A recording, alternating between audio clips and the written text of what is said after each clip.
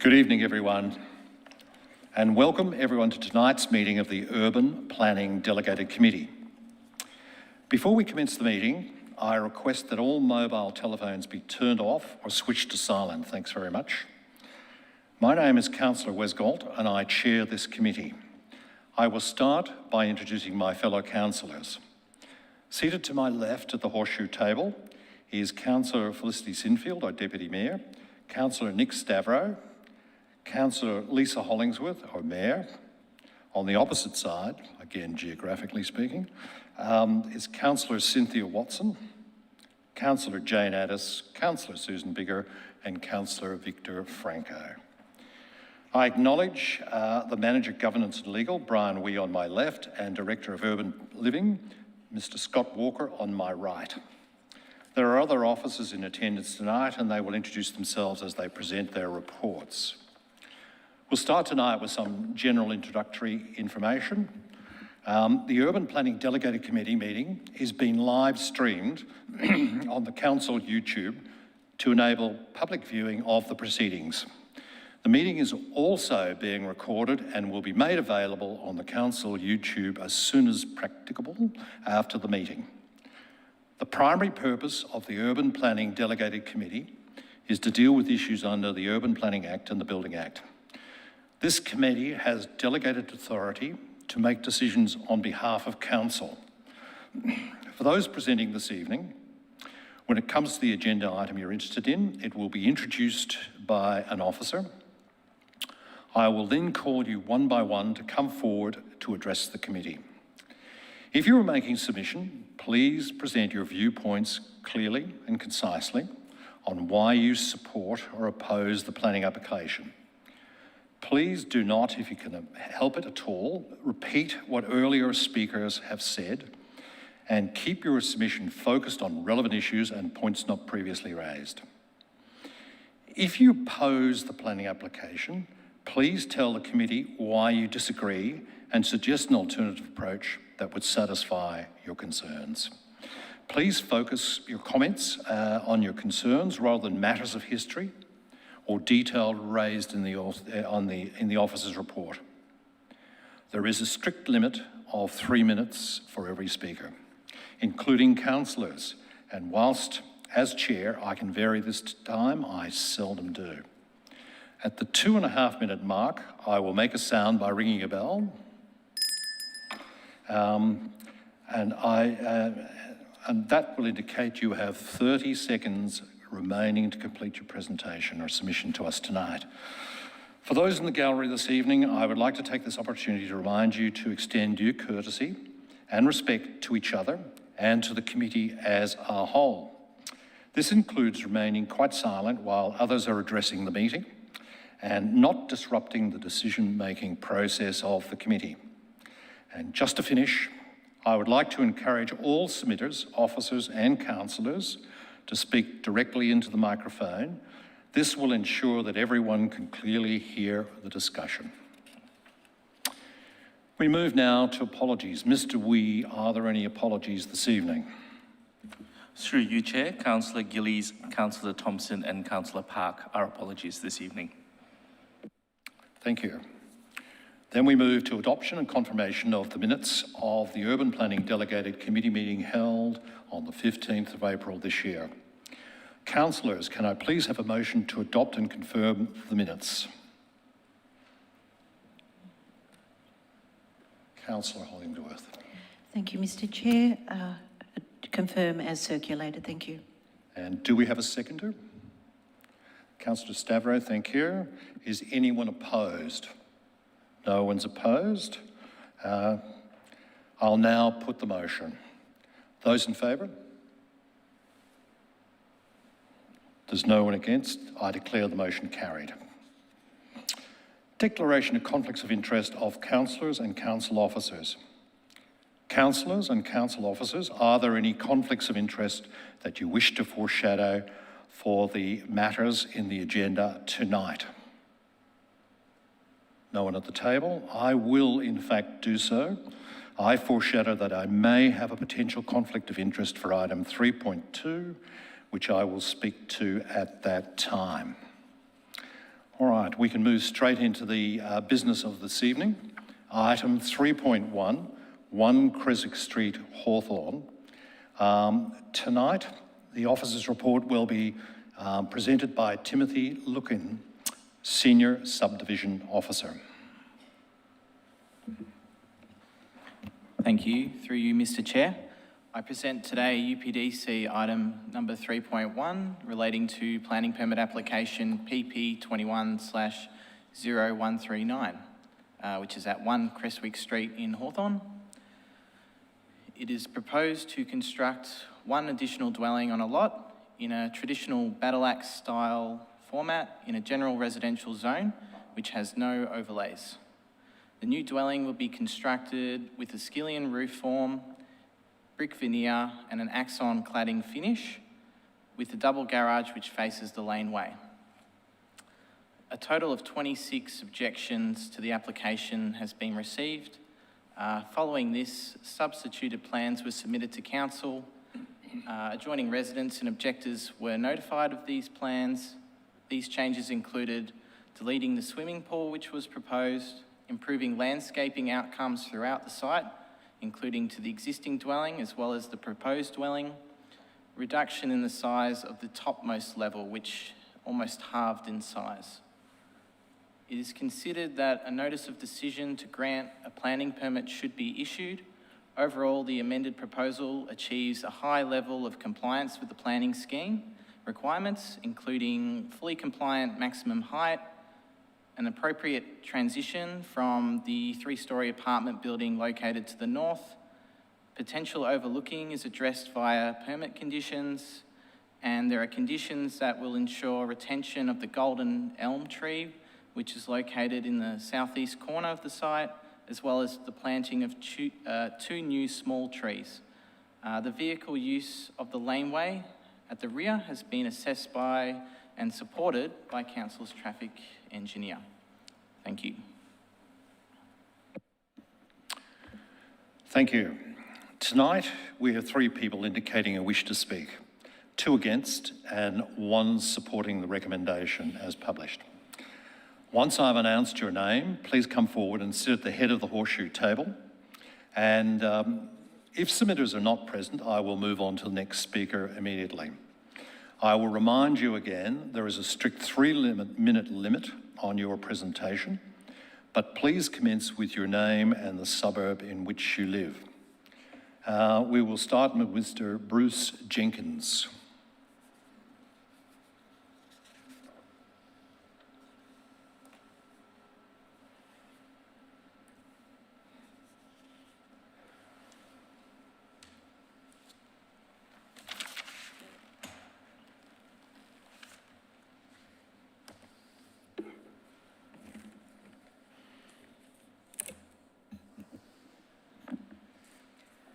Thank you, Mr. Chairman and councillors. I'm Bruce Jenkins. I live at 4 Calvin Street in Hawthorn, postcode 3122, to the rear of 1 Creswick Street in Hawthorn. My wife, Margaret Alice Bray, and I live at the rear of the proposed development of 1 Creswick Street, and have done so far for the past 30 years. We strongly object to the proposed work on a number of issues, but only will mention a few in this instance.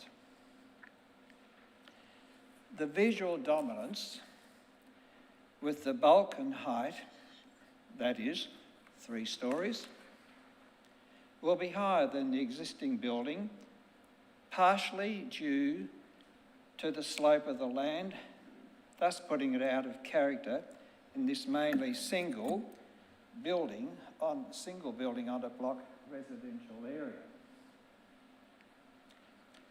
Point 4. Little care has been given to the revegetation of the block, although we've heard there'll be a small tree,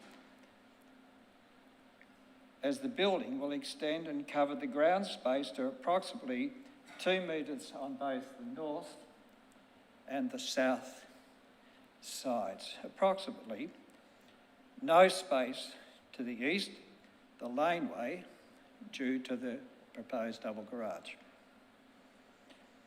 Any tree planted in these and the associated root spread, those strips will not supply a canopy or provide any shade in this case that I can ascertain or from the diagrams and proposals that have been put forward. In a largely leafy green neighbourhood.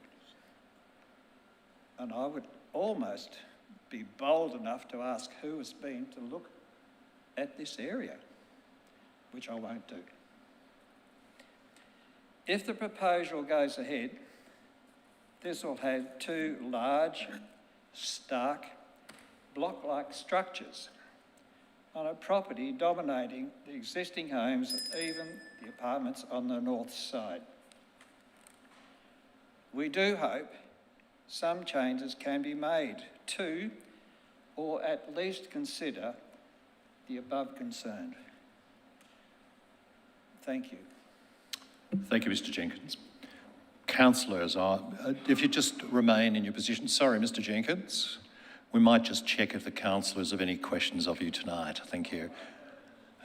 Do we have any questions tonight? Councillor Watson.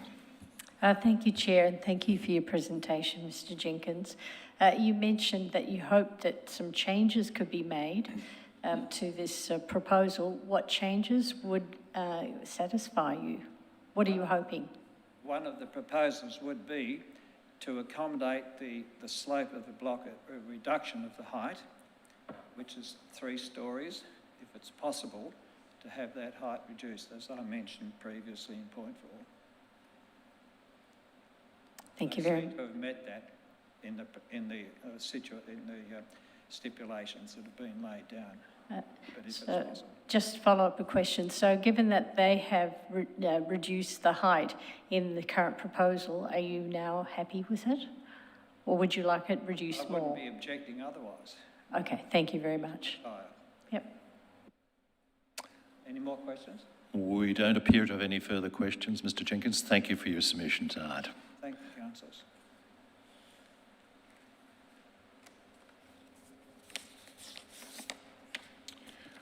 The next submitter is Ted Ballew, if you'd join us at the table. Thank you.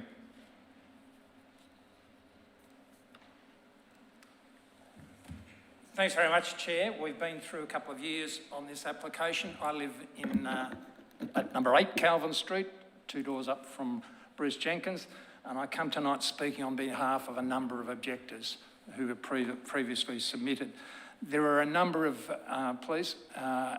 objections that we want to run with very clearly. I make the point that the council assessment has ticked a lot of boxes but hasn't addressed the fundamental planning issues involved. One of those is the issue of diversity, which is locked into the planning scheme. It would have in the application that this assists in the diversity of the planning scheme. Far from it, is actually diminishing the diversity because it's a one-way vector in our precinct, precinct 24. No one's pulling down multi-unit developments to build single homes anymore. Single homes on single blocks are a rare thing. Please, the next slide. Thank you, pause there. There are 3 laneways in our precinct, only 3. Only one of them provides genuine rear access, and that's the one at the back between Calvin and Creswick Street. It's short, it serves to the needs of 8 homes, it bonds those 8 homes together, and that's the only place in precinct 24 where you find any single homes with genuine rear access. And what this proposal does is seek to change that and set a dangerous precedent and undermine what is a core patch. Those of us who've lived in Calvin and Creswick Street have sought to try and upgrade that laneway. We've had, as Chair you know well, a bit of a battle with Council trying to get that upgraded. If we could see the next slide, it is in the general res zone. Zone C, please, again. And again, I mentioned the I won't go into the precinct history, but we know it all. Again, click again, please. Next slide. Next slide again. 3 minutes is not long enough to address this. This is one of the other lanes. It's almost inaccessible, very difficult to turn off. That's one back between Oak and Elm. Next slide. This is the laneway between down Pine Street and Barkers Road, almost inaccessible and difficult to turn a vehicle in. Next slide, please. This is the one we're talking about. We have tried to make it more accessible. A number of neighbours have taken efforts to do that. And you can see the condition of the lane is very poor, but we value the lane, we value the commodity of it. Next slide, please. The application sought to advance the notion that this was an affordability issue. This property, when it's finished, will be unlikely to sell for less than $3 or $3.5 million.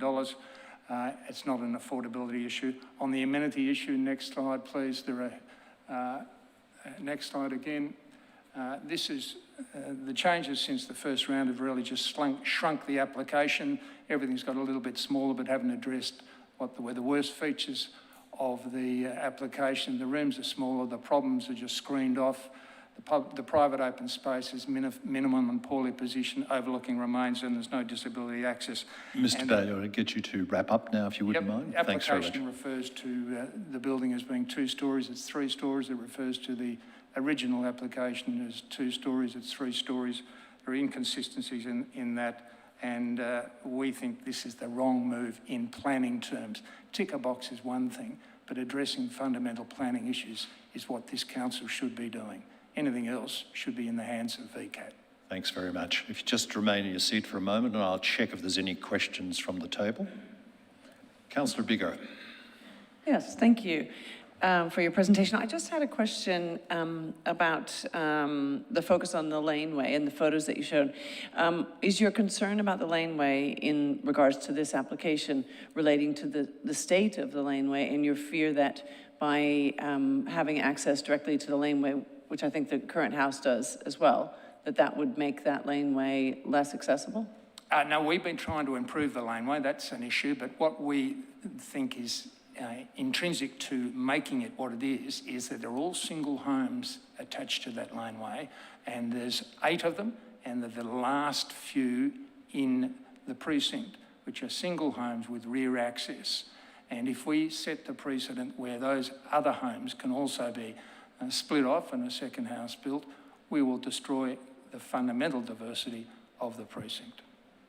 Okay, thank you. Can I just ask one further question then, really to the question that Councillor Watson asked the first speaker, which is there anything in this application that would make you feel satisfied with it? Well, the original proposition, as I understand it, that the proponents advanced to their neighbours was that this would be not a separate house, but a granny flat. And it would be single story in a granny flat, and it would be a single home as such, with a flat at the back. Now that makes some sense, but if you look, I could show you another slide, but if you look in the assessment, there's a picture of the front from 1 Creswick Street. It's a fairly steep block. It's going to be very difficult to access. The address will end up being from the laneway, not from Creswick Street, because the front door, which faces Creswick Street, is up the hill and will go through a rumpus room. So if it was a granny flat, I think that's what was expected, that was understandable, and that would have maintained the consistency of the 8 homes that address the lane and have the lane as the bonding unit. Great. We see it as something that should be improved by council. Thank you very much. Councillor Franco. Thank you. You mentioned in that presentation there that the current proposal retains the worst features after it's been shrunk. Could you elaborate and explain what you mean by that? Well, the overlooking issue is a fundamental one for those people who live in the flats. Now, if we were here arguing whether the flat should have been built in the first place, we would have had arguments, but they're there. So there will be people staring straight into each other's windows, and simply screening them effectively seals the views from inside the new home. It doesn't achieve anything other than creating a blockage. That's not a solution for a quality home if you can't see out those homes. And it's not a solution for the people in the flats because they are looking down and directly at the home that will be there. They've already got that problem with the existing home in the same block. It's literally eyeball to eyeball.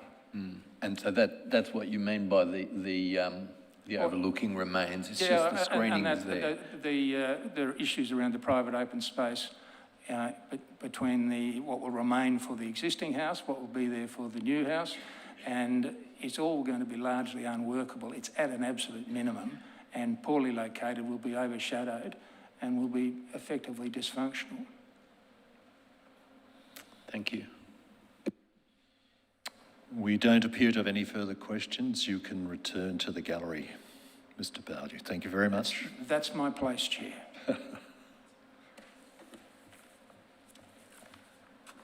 I'll now call upon Mr. Peter Tesdorf.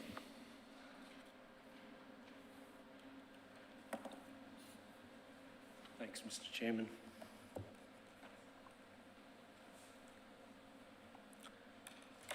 Oh, good evening, councillors and staff. Thanks for the opportunity. I'm a planning consultant and I've been working for the last year with the permit applicants and their architect and the council officers. The approach that we've tried to take is to make some significant changes to the design of this house to make it acceptable from a planning point of view. I'm comfortable that it is now. It has got to that point. And the council officers, of course, have reflected that in their support of the application. The planning officer mentioned half a dozen changes that had been made to the proposal since the application was lodged. There have in fact been a lot more than that. There's probably 20 design changes, including increasing the space between the dwellings and completely reconfiguring a number of bedrooms which didn't have adequate daylight or outlook. Now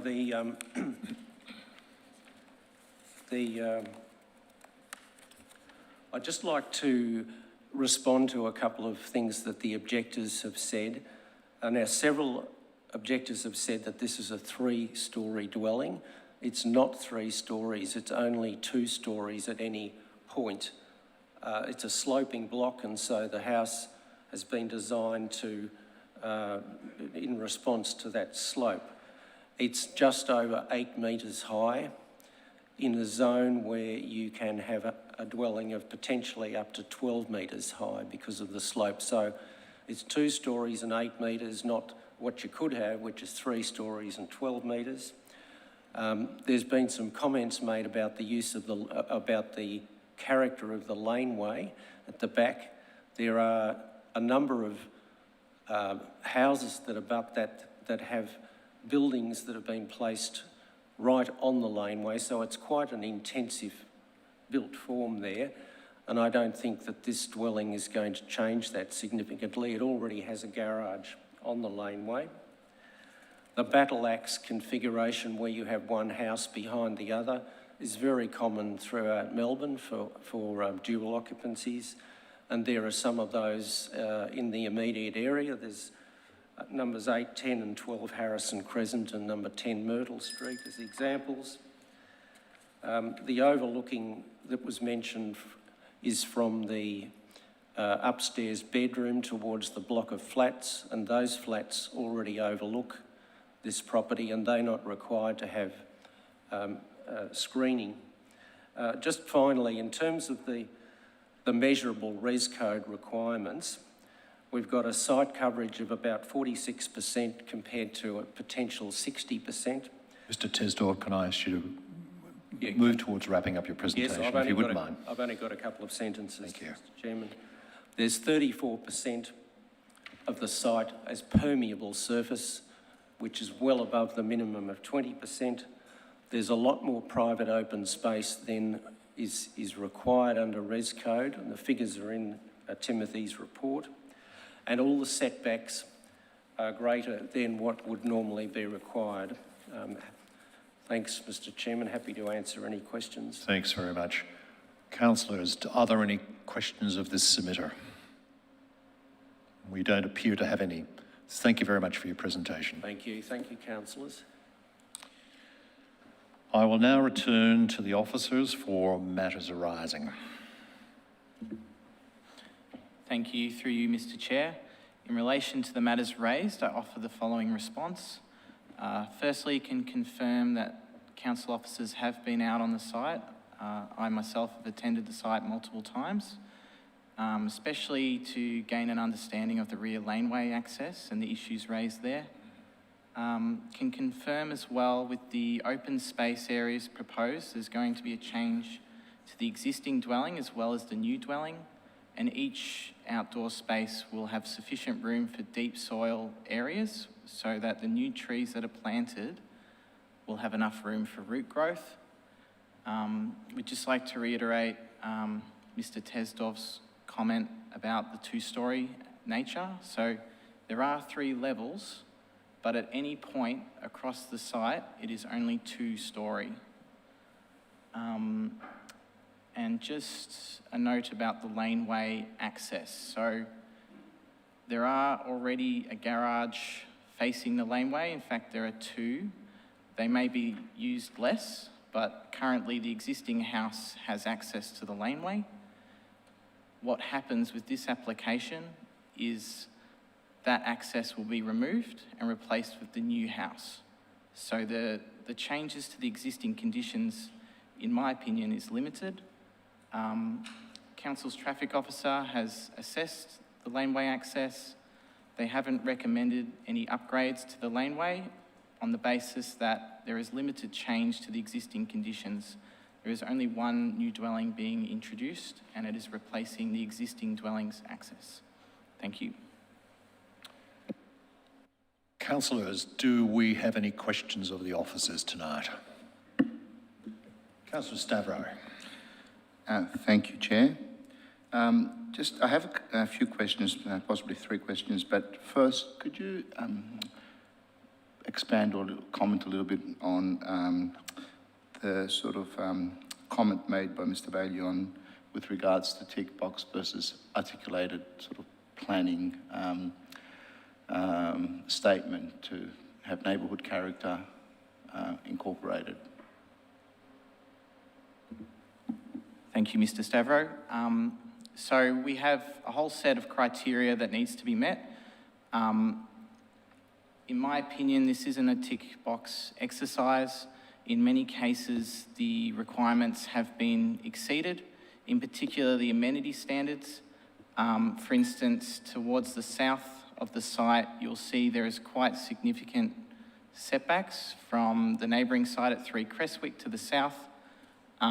It is fully compliant across the site as well, but when you look at the south, they could potentially attempt a much shorter setback, and we've seen that across the council. So I wouldn't say it's a tick box exercise. We held them to a much higher standard than usual after seeing all the objections and with the expectation of taking this to a council meeting. We held them to a high standard. Thank you for that. I think you may have answered my question on depth of soil, but you may want to comment on it later. But would this be on 2 titles or 1 title with 2 houses? There's no application for subdivision at the moment, but it would be expected that they would subdivide the property at a later date into 2 lots. There's a letterbox and services expected to face Creswick Street, and there would be an assessment made about common property and ensuring that back dwelling has access to Creswick Street at the time of the subdivision application. Thank you for that. And my final question then is, if this were to happen, obviously it's a hypothetical, would the open space percentage requirement minimum standards apply to both or on the overall package? So we apply several open space standards to the assessment. It does apply the garden area, for example, to the whole site. but the private open space requirements are per dwelling, so we've had to assess, even though the existing dwelling is there already, we need to assess the changes that happen to that dwelling to make sure they have sufficient space. That was one of the initial issues raised with the original plans, and the new plans have a much larger open space provided to the existing dwelling, as well as landscaping areas and new small tree to be planted, allowing deep soil areas. So it does meet the requirements for each individual site. Thank you for your response. Thanks. Councillor Sinfield. Thank you. In following on from Councillor Stavrey's question, mine is much the same in relation to subdivision and the percentage of the block. I'm wondering if council officers might be able to explain through you, Chair, the rationale or the methodology used to assess when the subdivision application hasn't gone through with the site boundaries yet, and how we can be assured that come the point in time where the subdivision application may come through, that in fact the proportions across the two sites are standard. Through you, Mr. Chair. So as a subdivision officer, I see these routinely, and we do a direct comparison when the plans are endorsed, we do a direct comparison to that and the plan of subdivision that's proposed. What you see on the plans currently is essentially a draft of what that is. So if you look at where the backyard is proposed for the existing dwelling, so if you look at this plan behind me, you can see in the top left corner, you've got a red arrow. That's pointing to the new backyard area of the existing dwelling. So we will be looking out for making sure the boundaries match what is intended there. So there's checks in place to make sure that the plan of subdivision doesn't contradict what is intended by the planning permit of the development. Thank you, and a couple of follow-ups, if I may. So if a variation was sought to that draft boundary, would that then require to come back through the chamber, or would that be assessed and a decision reached under delegation? So I guess for starters, they do have to make an amendment to the development plan if they're going to deviate from what it is. Yeah, through yourself, Chair. That would be an amendment to the development plan, and officers would have delegation to deal with that amendment. However, the assessment and tests would come back to a review of what was approved and what was intended by the approval that Council has made in regard to the proposal and the current rules and requirements at that point in time under the planning scheme. Now, if there is a significant change which would create additional detriment or impact on adjoining properties, then that would go through its own notification process and potentially would trigger a referral to UPDC, depending on the number of objections at that time. Thank you, and apologies, I do still have another couple of follow-ups. So just to clarify the response that was provided to Councillor Stavrey a short time ago in relation to the shared driveway and the access to the second dwelling from, the pedestrian access to the second dwelling from Creswick Street, that parcel of the block in its entirety is excluded from the secluded private open space calculation as it's shared, or is that incorporated in any way in the secluded private open space calculation for either? Through you, Mr. Chair. So because it's a driveway, it doesn't go towards the garden area requirement. We're looking at the site as if it's intended to be common property, and that is because if you look at where the front door is proposed for the new dwelling, it faces Creswick Street. So they're going to need access down that strip. There's going to be a letterbox down there, and we would expect services as well to be installed along there. I hope that answers your question, but yeah, the driveway is not included in the open space calculation. Thank you. And in relation to setback and overlooking requirements, I see in the officer's report it is deemed to comply. Could officers please speak to that and give me some confidence that in fact it does comply, because I don't like close enough's good enough. Yeah, through you, Mr. Chair, completely understand the question. So recent amendments to the planning scheme have made the decision that if you comply with the standard, you meet the objective. So we often used to wrestle with those two, but essentially we're still applying the standard the same way. So that part hasn't changed, including the visual bulk assessment, the overlooking. If you're reviewing the permit conditions recommended, there are some conditions in there to confirm that those standards have been met, in particular along the northern boundary, where it's a little bit closer to its boundary. So we are confident in its compliance, but we want the plans to be much more certain so that if there was ever an enforcement issue, for example, we have much more information to use, essentially. Thank you. And my final question, if I may, Chair, through you, is in relation to its compliance overall. I'm grappling with trying to find some support for this application, to be frank, but I'm wondering if officers might give me some guidance as to any facets of this application which were most challenging to deem to comply.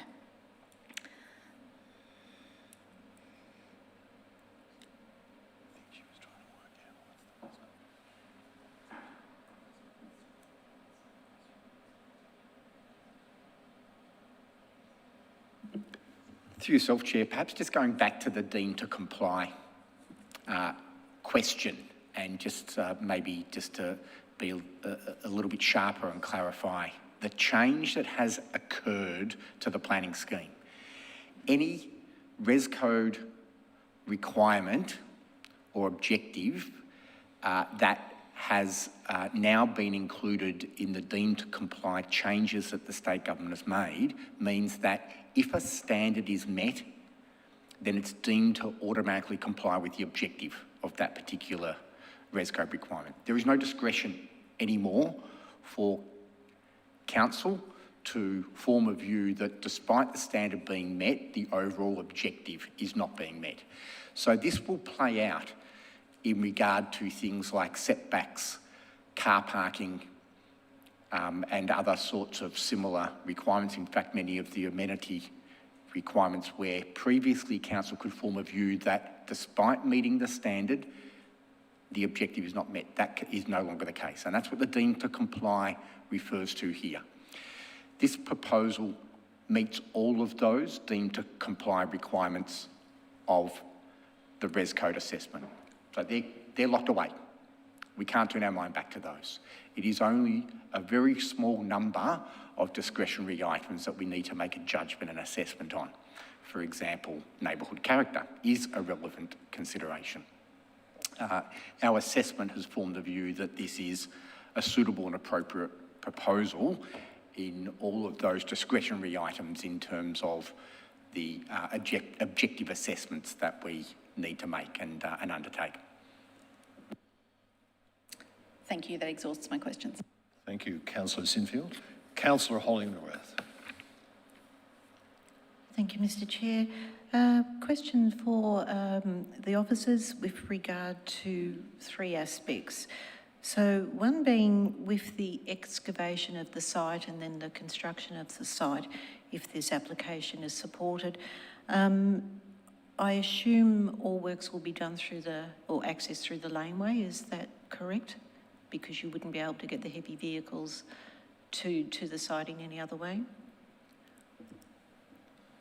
Through you, Mr. Chair. So we don't have confirmation on the construction methods, as that will be handled by the building permit stage. However, you would expect some construction activity out the back through the laneway, but I can confirm as well they have the existing driveway access from Creswick Street. So it is possible as well to get construction vehicles down there with the current driveway.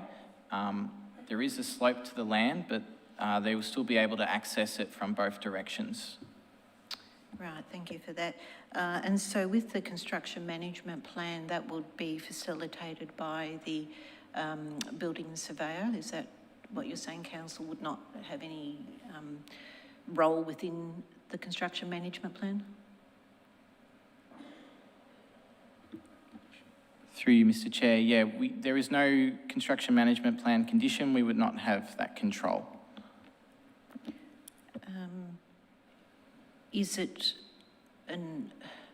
Could it be conditioned that council did have involvement in a construction management plan with regard to the constraints within access to this site, albeit there is a laneway, but it's a shared laneway and access point?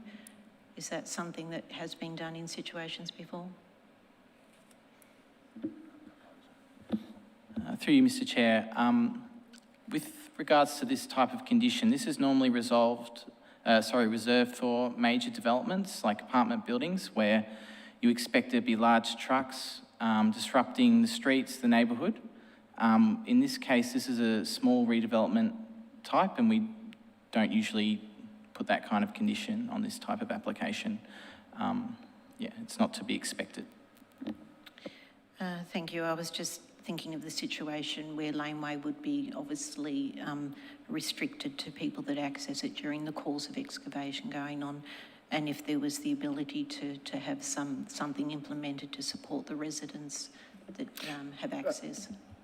Chair, perhaps if I just add to that response, the expectations of the local law in regard to managing general impacts of construction activity would still apply. Now, an asset protection permit would be required still for this type of development. So in regard to potential impacts on the council laneway, if there is to be damage, council assets in the street, if they're to be damaged, they will be covered by the asset protection permit and any bond that's put in place. So that will still apply for this type of development. There would also be a requirement under the local law for permits to be issued if the laneway is to be blocked at any point in time. So these sorts of requirements of the local law still apply in these sorts of development situations. Thank you. And just one final question. If the residents were in a situation where obviously they were restricted access to their garages off laneway, would it be fair to assume that provisions would be made for them for off-street parking? Thanks, through yourself, Chair. And again, that would come down to what is being proposed, the length of time, the discussions with the neighbours as part of any impact or closure on that laneway. Thank you. That addresses my questions. Thank you. Thank you. Councillor Franco. Thanks. Some of my questions have been asked, but by Councillor Sinfield. But I'd like to be absolutely clear. Has this been assessed fully in every aspect, not just say open space, etc., for the purposes of a potential subdivision? And I say that because it would seem to me that as we would anticipate that a subdivision is likely or highly potential, let's say, it's not a granny flat as such. And if what we approve, if it's approved, I mean, a subdivision application comes back later, or we'll be told, well, it's already built, may as well subdivide it. So we have assessed it in every aspect as for the purpose of a potential subdivision. Absolutely. The simple answer to that question is yes, this has been assessed under Res Code as a second dwelling on the lot, not as a granny flat, not as a minor extension where there'll be no subdivision.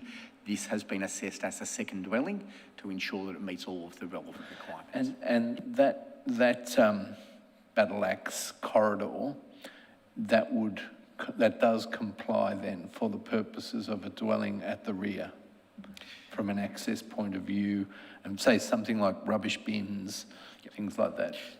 This is not an unusual situation where we have a rear laneway and a front street for a battle axe arrangement to have pedestrian access only to the front street.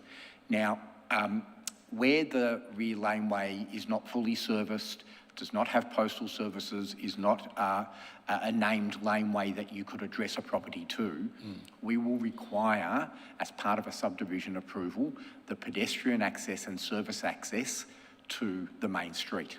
and this is a very common situation where we do have a rear laneway like this.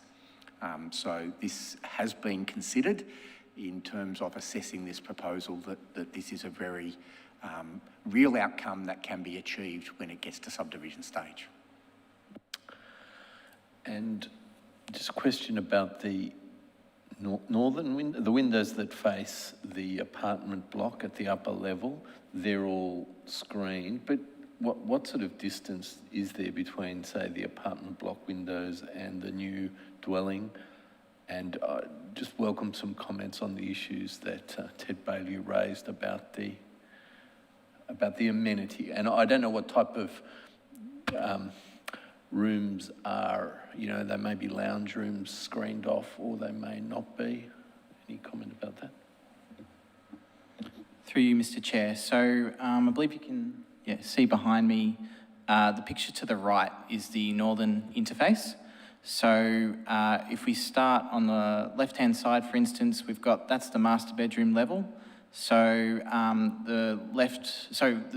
if you look at the top, you can see there's like some skylight style windows. So they're not an overlooking concern. No person would be tall enough to look through those windows. You look at the window to the left, that's associated with the ensuite. So that's a non-habitable room window, which does not require screening. We've also got immediately to the right there, that's a master bedroom window, so that's habitable. We have imposed a condition there to ensure that room is compliant. It does face towards the apartment buildings, so we need greater clarification. It is 9 metres away from the windows of that apartment building. Moving on to the right there, you've got a slightly more vertical type window. That's associated with a landing at the top of the staircase. So that's actually separate from the master bedroom. There's a door separating the landing from the staircase. So we view that as a non-habitable, it's just a trafficable space. So we would not require screening for that one. Taking a step down, just below that, we've got a couple of windows just below that window. They're also associated with non-habitable spaces. So we've got a bathroom as well as a laundry.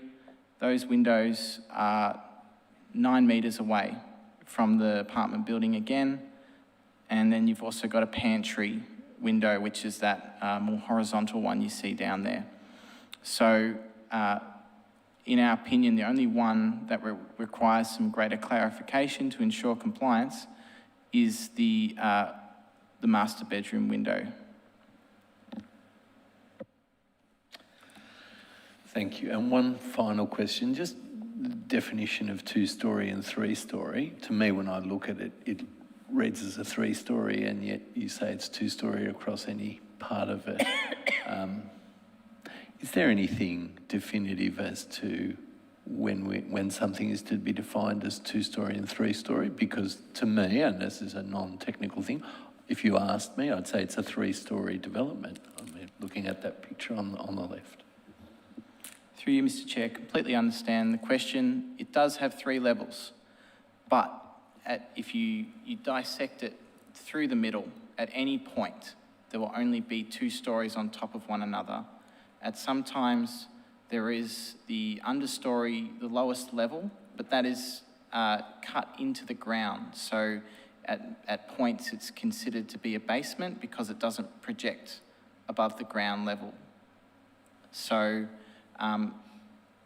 it is a 2-storey building in terms of how the planning scheme is read. And even if it was a 3-storey building, it would still comply with the maximum building height controls for the site. Thank you. Thank you. Councillor Addis. Thanks, Chair. My question relates to my unease with what appears to be a fairly bulky second dwelling. If this were an empty site, could they build a 3-storey apartment building, much the same as the one nearby? Through you, Mr. Chair. So, yes, the height controls would allow a 3-storey apartment building. Of course, that'd be subject to a planning permit application, and I would suspect it may receive the same level of objections and would be in this chamber as well. It's also of note that they also could build or extend the current dwelling to and have a 3-storey extension out that side as well. So this dwelling being 2 stories is actually undersized compared to what the height controls allow. I hope that answers the question. Just a follow-up one, if I may, Chair. And the setbacks could be less than we're seeing here, or we're at requirement? They could be less. I'm reading the body language. The simple answer to the question is yes. These setbacks are not at the limits of Res Code in terms of height and side and rear setbacks of the building. Okay, thank you. Councillor Watson. Thank you, Chair. No questions, but happy to move a motion at the appropriate time.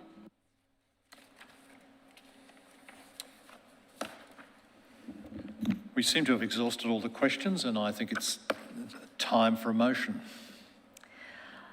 Thank you, Chair, and I do note that this is in the Glenferrie ward, and having spoken with you earlier and understanding your views on the matter, I am prepared to move the officer's recommendation.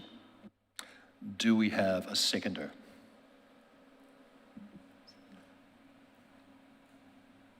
Councillor Hollingsworth. I don't know if I'll say happy to second, but I will second, yes. Do we have any opposition to the motion?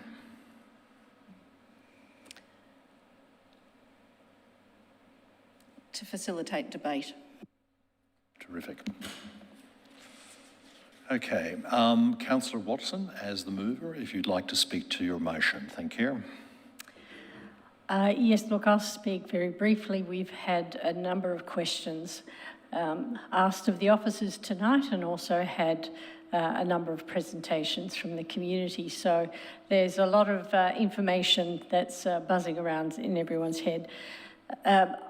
I think I'll reserve most of my comments for the end of the debate, but I will focus on one of the comments made by the officers earlier, which is that this proposal complies with Res Code, and there is very little that can be done in terms of trying to soften the impact on this proposal on the amenity of the area, and also meet some of the concerns of the objectors. So I will open the debate with those comments. Thank you. Councillor Hollingsworth, would you like to speak now or hold your comments? I'll reserve my right, thank you. Thanks very much. Would anyone else care to speak at this point in time? Councillor Sinfield. Thank you, Chair. It's really challenging to support applications like this, and I think while this application does appear to have support this evening through the chamber, it's important to acknowledge the concerns of the neighbouring residents and thank them for their submissions, not just tonight, but along the journey. The only real grounds we have to refuse an application like this is in relation to neighbourhood character, and I've reviewed the Precinct 24 character statement, and it's really challenging to find something in there that is strong enough to grasp onto. If this was rejected this evening, I dare say it would go to VCAT, and I dare say we would result in a more detrimental outcome for the local neighbourhood. And so I think it's important to manage expectations as to what the likely outcome is in reality if it did go to VCAT, where we would lose control of the conditions that we can apply to this planning application here tonight. So the rhythm of the street won't be interrupted by this battle axe block development. The neighbourhood character really won't be affected by this, as it's not facing Creswick Street or Calvin Street. So while I don't like it, I'm really struggling to find any grounds that will withstand the scrutiny and so forth at VCAT. So reluctantly, this will most probably pass through the chamber tonight. Thanks. Councillor Addis.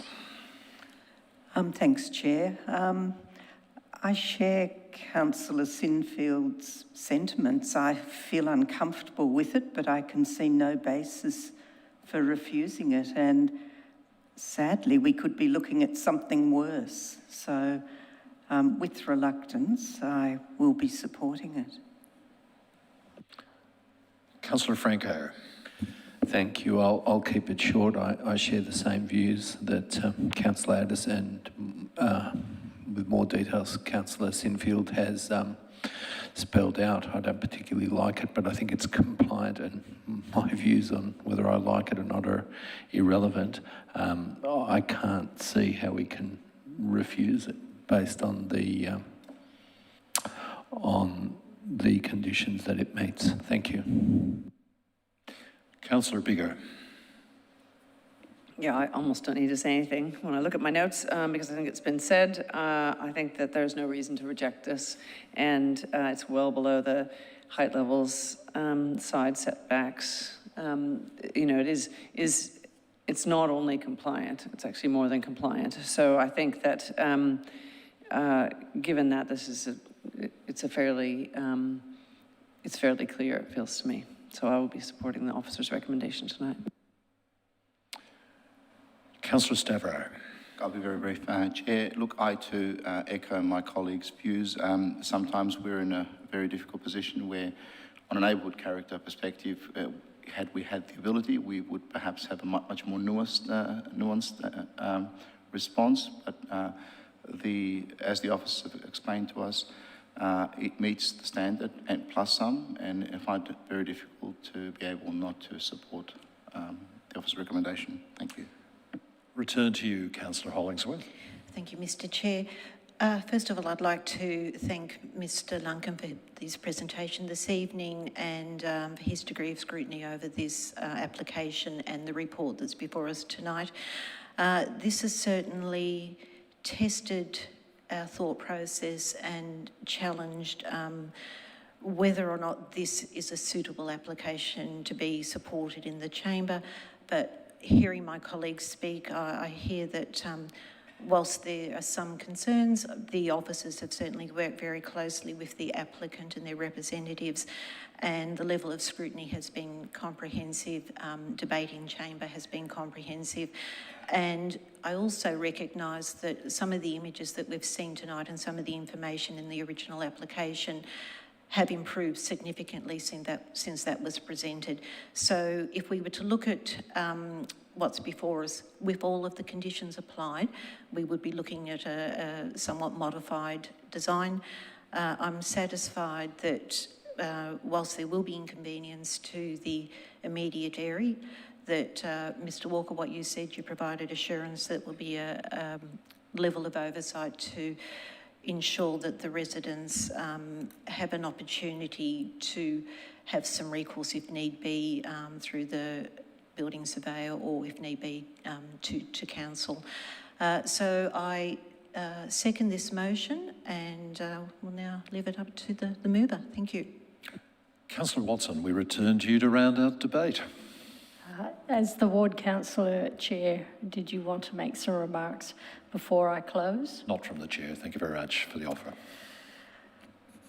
I want to thank my fellow councillors for the vigorous debate and inquiry on this matter and the motion before us, and also thank the community members for coming in and sharing their thoughts and concerns with us.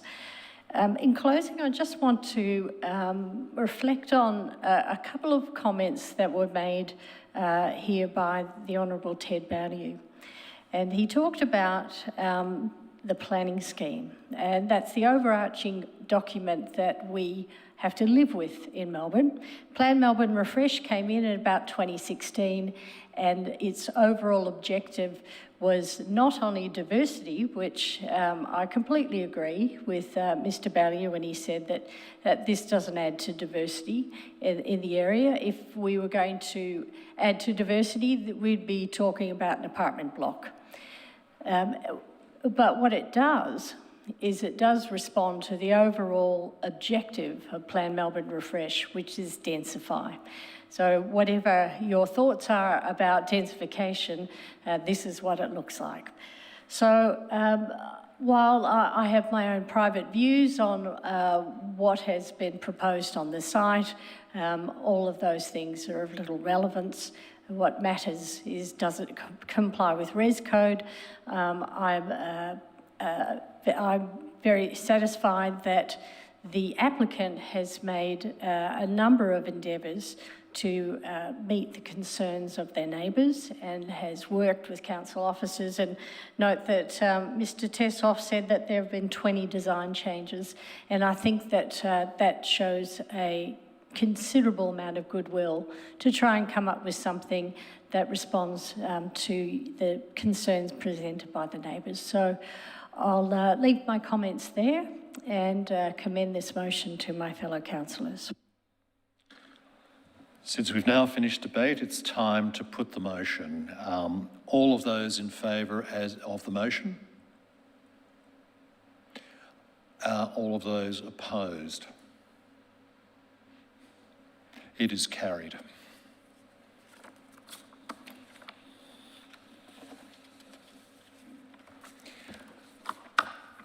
We shall now move to, before we move to item 3.2, the next item on the agenda, I raise potential conflict. I own the property, which is the subject of the next item in question, and while I am assured, and I do not believe that I have any conflict of interest, either material or general, under the Local Government Act 2020, out of abundance of caution, I vacate the chair and leave the chamber on this matter. I will now hand over to the Manager of Governance and Legal to replace the chair. Thank you.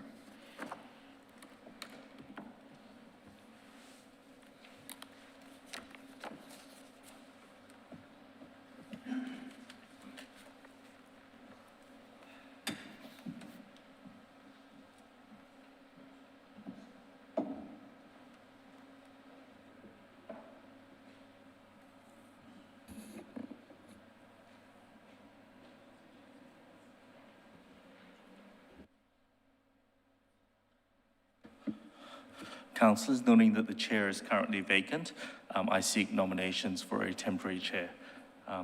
Councillor Watson?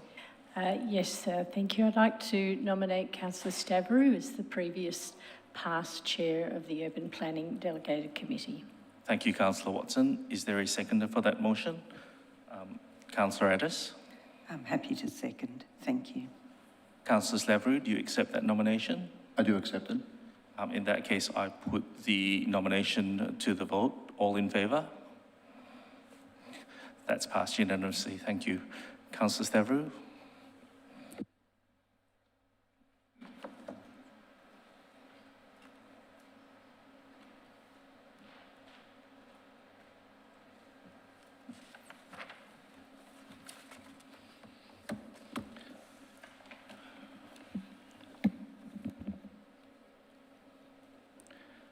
Thank you, Mr. Wee. Just for the benefit of those in the gallery and online, when a conflict has been declared by the chair, councillors, as you saw, choose the immediate past chair if they can be available to continue with the meeting. Without further ado, I will then continue the meeting with item 3.2, 24 Lyndhurst Crescent, Hawthorn, alteration and additions to heritage dwelling and amended proposal. Mr. Daniel Murphy will be presenting. Thank you, Mr. Murphy. Thank you, and through you, Chair. The purposes of officers reporting this application to the UPDC is to consider amended plans circulated in VCAT proceeding for 24 Lyndhurst Crescent in Hawthorn. Just bring it a bit closer. The permit applicant has lodged an out-of-time appeal. Initially, council officers advised VCAT and the parties that would oppose the application at the hearing based on concerns relating to the extent of demolition and inappropriate scale, form, design and massing of the proposed addition. Following discussions between the parties, the permit applicant has circulated amended plans to address the previous shortcomings. These are the plans that will be considered at the VCAT hearing. key changes to the application in the amended plans are the retention of a greater proportion of contributory graded heritage fabric, an increase to the ground floor and first floor setback of the proposed addition by a varied distance of 2.4 to 3.2 metres from Lyndhurst Crescent. The proposed addition is now set back a minimum of 26.8 metres, excluding a central stairwell, which is set back 23.6 metres. The incorporation of a contemporary pitched roof form.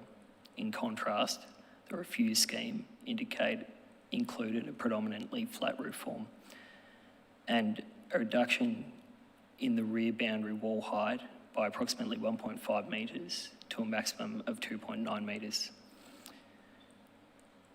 It's considered that the proposed changes have overcome the shortcomings identified by Council's grounds of refusal and positively responds to the provisions of the Heritage Overlay and Heritage Policy. Importantly, the amended plans have been reviewed and are supported by Council's Heritage Advisor, subject to a condition relating to materiality of the proposed addition. Having previously taken opposition to oppose the application at the VCAT hearing, it is now recommended that Council supports the application in accordance with Officer's recommendation. There are 3 objective parties involved in the VCAT appeal. Each of these parties will be given an opportunity to present their respective cases to VCAT at the hearing commencing on 8th of May 2024. Thank you. Thank you, Mr. Murphy. 7 people have indicated they wish to speak this evening and have made submissions. 5 are against the recommendation and 2 support it. I will begin calling you by name to come to the horseshoe table and remind you that you have the 3 minutes to make your submission. The first person I have against is Mr. Les Richards, followed up by Ms. Samantha Chandler. Mr. Richards, please.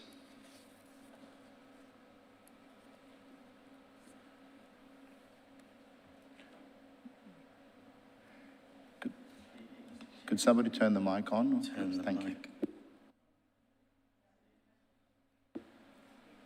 Okay, got past the first. If you could start with your name and suburbs. My name is Les Richards and I live in Hawthorne. Thank you. Lyndhurst Crescent. I'll be quite succinct. I'm not an expert in these matters, but the area where we live has got some character and some historical character, as you may be aware. And the area with the homes that we're speaking about have a characteristic called a garden villa. And a garden villa means exactly that. It's the heritage history says a garden villa is distinct from a villa or a large home. So my main objection to all of this is, does it change the character of the existing homes? And my main objection to the recommendation, if I can perhaps read it out, the recommendation notes, the revisions to the plans have resulted in an acceptable outcome with regard to the massing and siting of the rear addition. The addition is considered acceptable, subject to amendments to the materiality to adopt a lighter colour scheme to ensure a more visually recessive outcome. So that is admitting that it is visible, it is changing the character of the local area. So why would I not do that with my home, the homes next door, the homes next door, and the whole idea of the garden villa totally gone? So if the design change is done, it should not impede and change the character of the area. That is my summary, and any questions I would be pleased to take, of course. Thank you, Mr. Richards. You finished well within time. Appreciate that. Councillors, Councillor, no questions. Apologies there. There are no questions. You may return to the gallery. Thank you, Mr. Richards. Thank you. Next speaker is Ms. Samantha Chandler, followed by Mr. Hendrik Schilt. Chandler, if you could start with your name and suburb, thank you. My name is Samantha Chandler. I live in Hawthorne. Thank you for the opportunity to speak this evening. After almost 2 years since I first raised my objection to the applicant's proposal, I'm struggling to find new ways to describe how the siting, bulk and appearance of the proposed rear extension is out of step with the character and appearance of the adjacent buildings, and that it will adversely affect the significance of the heritage place. The schedule of gradings map for the area indicates just how few non-contributory properties there are in the vicinity. The very fact that Lydiard Street and the laneway qualified as contributory and met the threshold for heritage overlay in 2019-2020, some 30 years after the heritage overlay was applied to Lyndhurst Crescent, is testament to how the owners have valued and maintained the heritage aspect of their properties. The area has high heritage integrity and is remarkably intact. It includes an extraordinarily large number of contributory buildings with very few external alterations. I'm aware that the applicant property is covered by Heritage Overlay 155. In practice, it should be irrelevant that the laneway is not included within 155. An artificial line on a map, in this instance between the two heritage overlays, is meaningless when it comes to the actual physical space of the neighbourhood. In any case, the gap study was commissioned to do exactly what it says, fill in the gaps.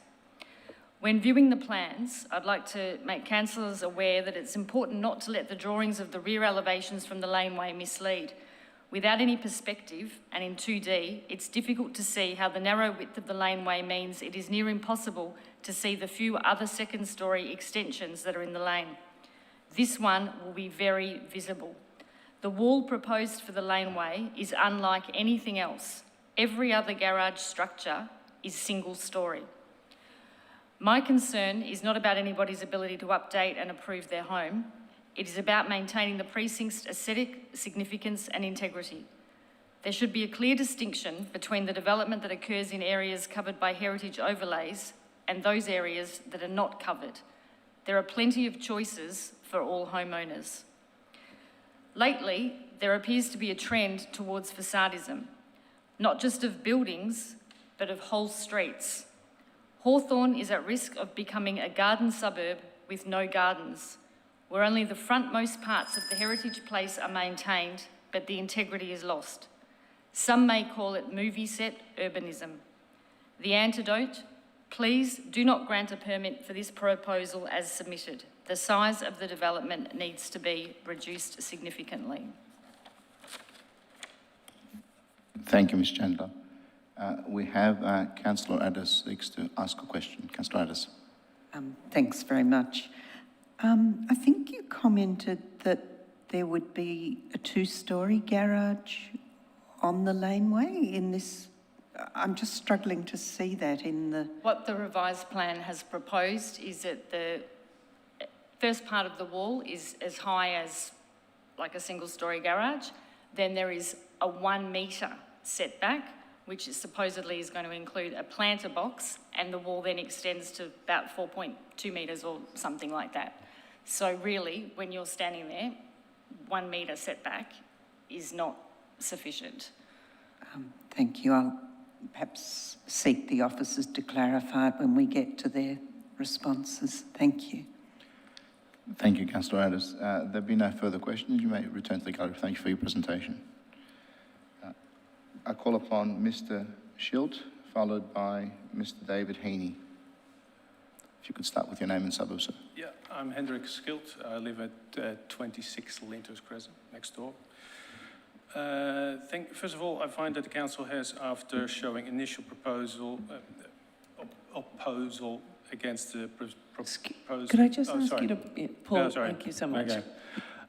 Sorry, that's better. I find that council has, after strong initial opposal against the proposed development, seemed to have given up and ticked off some alterations. Many issues are still there as addressed originally. So I think also the development is excessive, resulting in a large home for 5 people, proposed for the heritage protection, protected lot size, so it's too excessive, with the front half already occupying the lot. So the front half of the lot is already occupied by the heritage area, resulting in a build form and siting to all boundary limitations, and still visible distracting from heritage fabric and build form. So it's gone beyond the limitations. Just bringing up some points that council raised. The minimal roof pitch of 8 degrees, which was a revision, makes minimal impact on softening the box shape of the double-story aspect visible in oblique view. It's hardly visible. The pitched roof is hardly visible. It still looks like a square box, basically.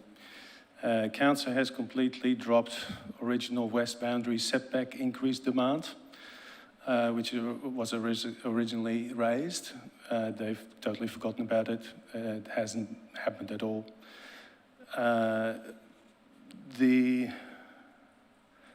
So unlike what council claims, the grant for west siting beyond the setback of the host building is fully visible from the street. They claim basically that it is obscured by the drop of the land, the slope of the land, which is not the case at all. The actual ground level of the full extension is actually horizontal. It's not sloping down at all. So it's almost like the ground and first level is just built on a flat piece of land. So any sloping of the land is just not in play here. So I do not support council support of this permit for these few reasons that I can bring up now. Thank you. Thank you, Mr. Seal. There being no questions, you may return to the gallery. Thank you for your presentation this evening. I now call upon Mr. Heaney, followed by Ms. Sulut Nicodemus. Thank you, Mr. Chairman and councillors. My name is David Heaney. I live at 81 Lydiard Street in Hawthorn. When we bought into Lydiard Street in 2005, we did so because of the heritage aesthetic of our house and its section in the street. We hoped that any approval of any proposed redevelopment would consider whether it was sympathetic to and in keeping with the surroundings. We gained more comfort when the Cranmore Estate Environs Precinct's heritage overlay was introduced. I wish to comment on about the purpose of the council undertaking heritage studies and other reports if the council is then not prepared to defend the principles against developments that do not conserve and enhance the aesthetic significance of the heritage place. I might add that these reports are a substantial cost to ratepayers. I think it's well in excess of $1 million plus. The current proposal appears to meet the definition of facadism, as was mentioned before. It only retains a small portion of the front of the original dwelling, with the bulk of the completed dwelling being a much oversized extension. This extension will be visible to anyone walking on Lyndhurst Crescent and up at the lane at the rear. To design something that is technically possible does not mean that it is suitable, appropriate or practical. I've noticed this occurring in other parts of Glenferrie Ward and question whether the council has forgotten or abandoned the purpose of heritage overlay, which is to conserve and enhance elements which contribute to significance and to ensure the development does not adversely affect the significance of heritage places. The applicants could easily have chosen to undertake a project such as this in any of the streets north of Lyndhurst Crescent, which are much larger blocks and are not covered by the heritage overlay. The council's initial heritage advice to us indicated the unacceptability of the proposal, but without any significant alterations designed to address the first concerns, the revised plans were again viewed by second heritage consultants who took a dramatically different view. We wonder how this can be consistent with good policy. Another aspect that causes us great concern is that the council is only now at this late stage holding an urban planning committee meeting to consider whether or not to support the position council intends to take the VCAT. We're not merely at the 11th hour. It's 1 minute past midnight. VCAT hearing begins on Wednesday. I'd like someone to explain how this situation occurred, or is this normal practice? I and many of the other residents who are parties to this case feel as we've been hung out to dry. when council officers said the council would take responsibility for defending the heritage matters that were the trigger for this permit application.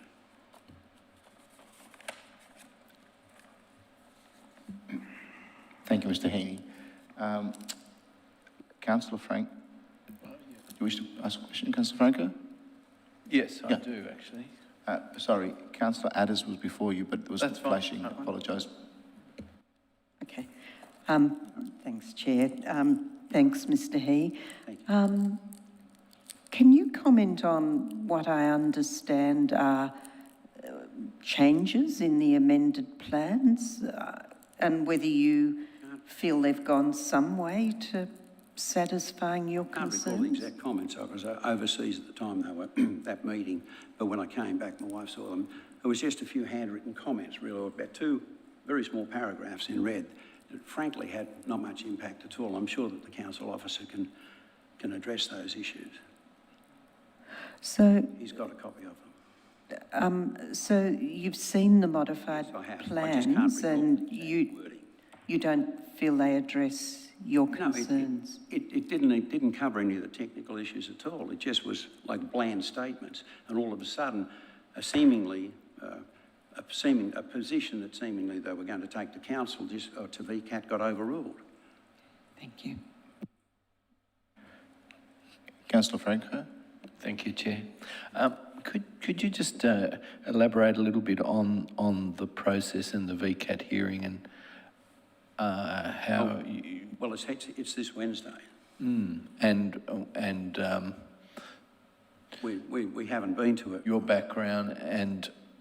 My background? No, in terms of the VCAT hearing and why you feel there's been a change in process. It's just the change in direction based on the new advice. Well, I think it was certainly a couple of the preliminary hearings that were under a senior master was done by on Zoom. I attended, and several other parties. It was clearly, and also discussions with council officers, it was made clear to us that really they felt that they weren't in favour of this application, and all of a sudden their determination changed, and now we don't know why that changed.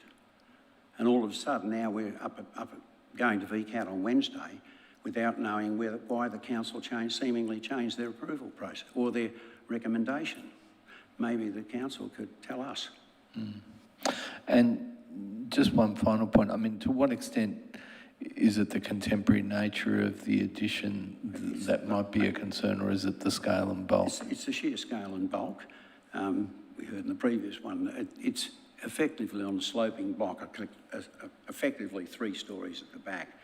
You've heard how the high wall, I think there's a high deck and a swimming pool, things like that, with a minor setback, and it's well in excess of the heights of the garages. So walking down the lane would be quite dominant, and also it's very dominant from the front as well.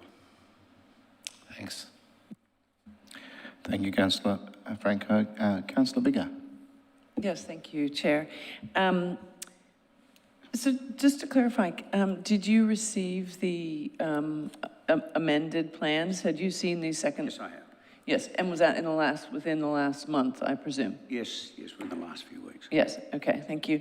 And just to, I think you've probably answered this with Councillor Franco's question, but your concerns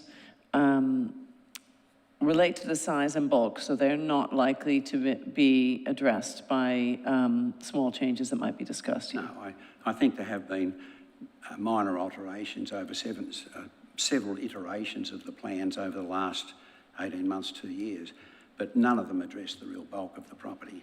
The bit that's added on goes virtually right to the end of the property. Thank you very much. Thank you. Thank you, Councillor Biggar, and thank you, Mr. Heaney, for your presentation. You may return to the gallery. I call upon Ms. Nicodemo, and this is the final... Chair, sorry, just a question. I noted that Can I ask you a question? Yes, absolutely. I noted that one of the former speakers wanted to answer or add some additional information. I don't know if you'd be willing to allow that.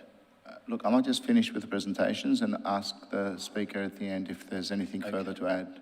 Yep. Thank you. Thank you, Ms. Nicodemo. If you could start with your name and your suburb, thank you. Yes, thank you. Sula Nicodemo, and I live in Hawthorn, next door to the applicant. Just to clarify a couple of things, I won't repeat what's been said before, but just to clarify a couple of things with regards to the council's officer's original report was quite firm in stating that they might require a reduction of expectations around the number of rooms and or space, and this action could result in a smaller footprint, being the 4 bedrooms, 2 bathrooms and a walk-in robe the size of a bedroom on the first level. Just to note, the amended plans have not reduced that. There are still 4 bedrooms, 2 bathrooms and the walk-in robe the size of a bedroom on the first level. Just to go on then with my application here, or my objection here, there are 3 parties to VCAT. We represent 7 of the 22 objectors. So just to be clear, there are more than just 3 parties standalone. There are in fact the 7 that we represent, plus the 3 parties that are going to be at VCAT. Our view is that the proposed re-addition is far too large and will dominate the heritage building to the front. The upper story is only set back, it's already been spoken about, from the sides. If this proposal was to be brought down, this proposal would need to be brought down in height and further in from the sides in order to be acceptable. What I mean by that is, when we get to the building stage, the building regulations, there are currently quite a number of report and consents that would need to be applied for and consented, and the majority of these relate to the bulk of the heritage place, of the proposed building. So it seems quite ludicrous to me, for example, side setbacks do not comply with the regulations. With a height of 7.823 metres, the side setbacks has to be 2.89 metres, not the 1.16 that's being proposed. It seems ridiculous to me that if the proposed additions cannot even pass the most basic of residential visual bulk to the first level, it should fail the relevant visual test of bulk of the considerations under a heritage overlay. So what we're saying is, if it's only the heritage overlay that is important here, forget about everything else, and it still doesn't even pass the basic tests. The City of Boroondara says the council policy at 15.03-1L says it's the heritage objectives are to retain and conserve the contributory places and fabric in the heritage overlay which are visible from the primary street, and to facilitate sympathetic additions to alterations and new buildings to the contributory heritage places which are massed, detailed, finished and located to preserve the presentation of the place from the street. This proposed addition certainly does not. What I will also say is that the 14 Lyndhurst Crescent down the road from us is an acceptable an acceptable addition in a heritage area. It is set back adequately. It still has 4 bedrooms, 3 bathrooms, 2 living areas, a swimming pool and off-street car parking, and they managed to do it in a smaller site than what this one is, quite successfully. The other thing I'd like you to wind up quickly. Sure, no problem. The other thing I will say is the laneway. The council officers have not really discussed the laneway, yet the heritage advisor engaged by the applicant actually acknowledges that the laneway itself and the surrounding flanking structures contribute to the heritage overlay of the place. Thank you, Ms. Nicodemo. Councillor Hollingsworth wishes to ask a question. Councillor Hollingsworth. Yeah, thank you, Mr. Chair. Mr. Mina, thank you for your presentation, and I can sense obviously that you're very passionate about that, and that's understandable. Is there any specific aspect of what's proposed that you perceive would be detrimental to you and your property, apart from the bulk and the size that you've talked about? Is there anything the officers' recommendations don't address that have formed part of your objection that would be direct impact on you? Sure, it's the site setback. It's very visible. It's obvious that it's visible from the oblique views. The officers have acknowledged that, and changing the materiality is not going to change the visibility. So it needs to be reined in and set back, as is number 14. And also, there is no garden out the back. We are a garden suburb. The street's full of gardens. If you look at a Google Earth view, you will see the garden settings. The proposal has no garden in the back. You will not have that facility, and the view from the laneway will be dominant as well. Thank you. Thank you. Councillor Addis. Thanks, Chair. Thank you. I acknowledge what you've said, but setting that aside, can you comment on whether a lighter shade would appeal more than the darker? Anything has to be better than the darker. Okay. However, the setting, you will still see it. Yep. Yeah. Okay, thank you. Thank you, Ms. Nicodemo. There are no further questions. You may return to the gallery. Thank you very much. We now proceed with those that are supporting. Call upon Mr. David Neal to come to the horseshoe table. Mr. Neal.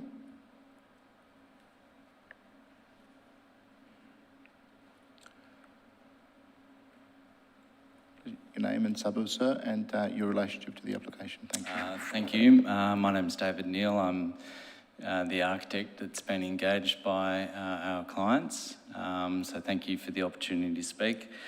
Our architectural practice is Neal Architecture. We've been around for a long time and do a number of significant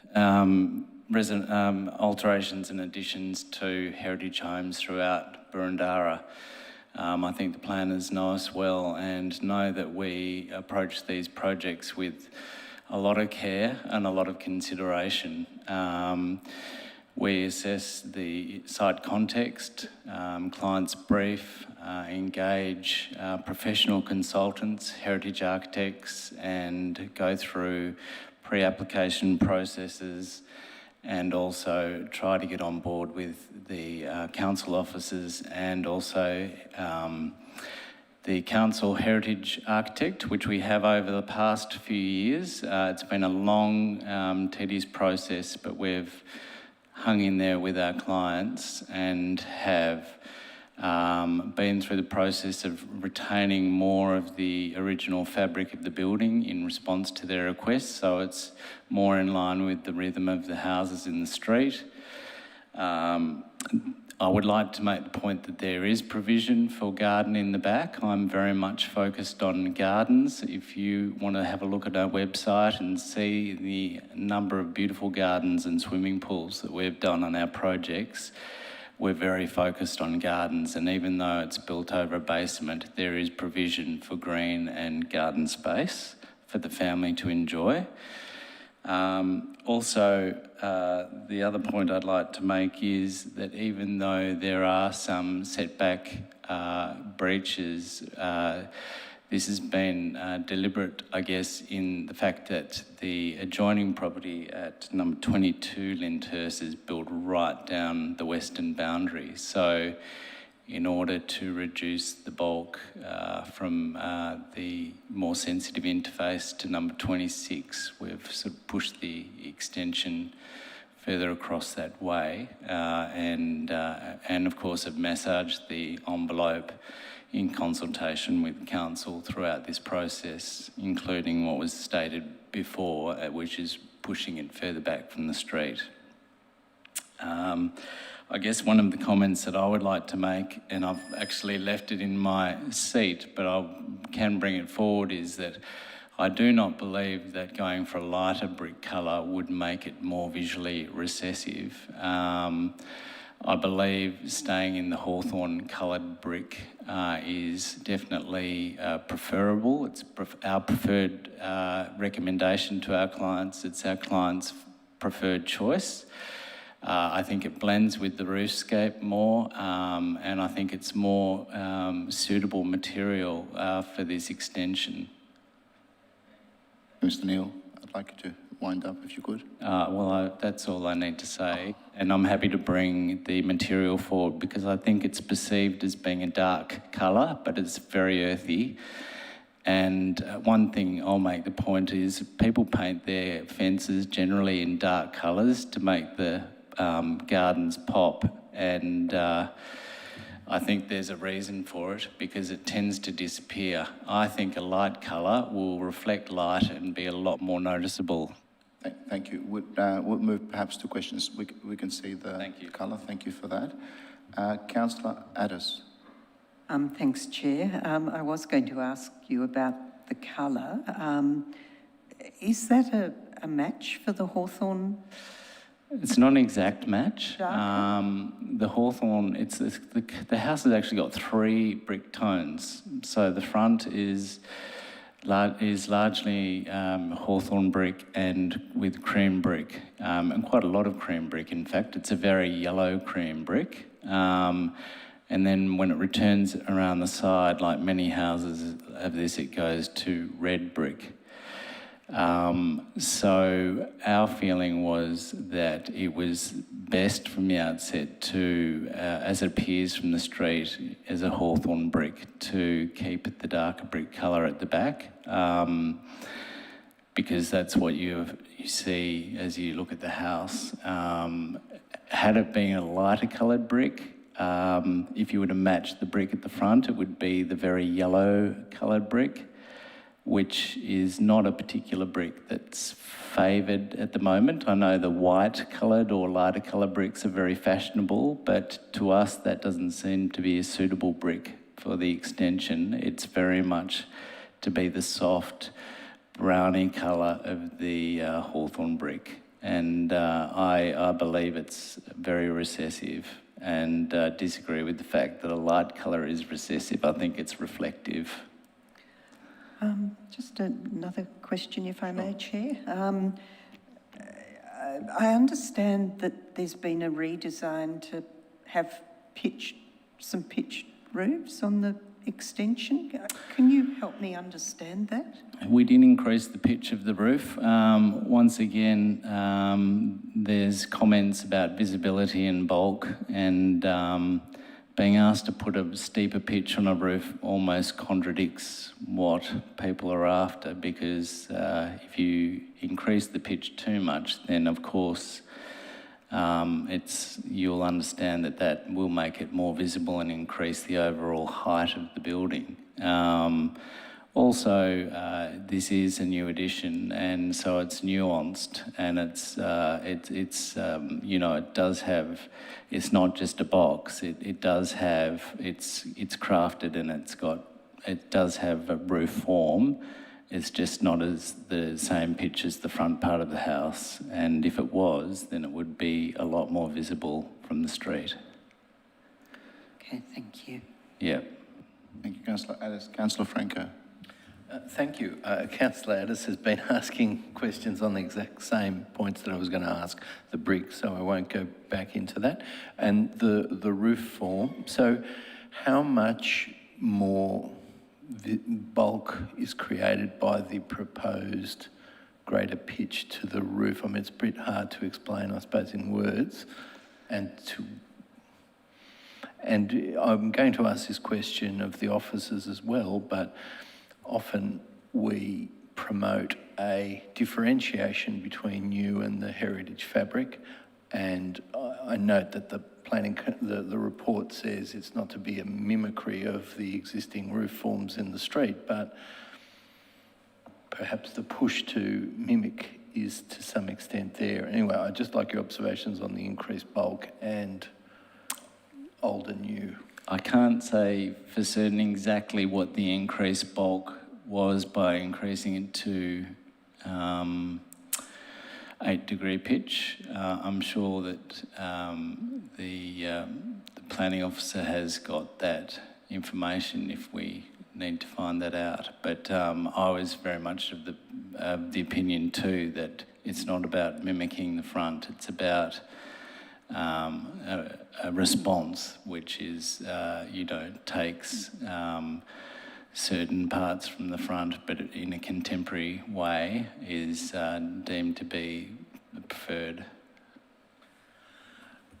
And another issue that's been raised is potential facadism.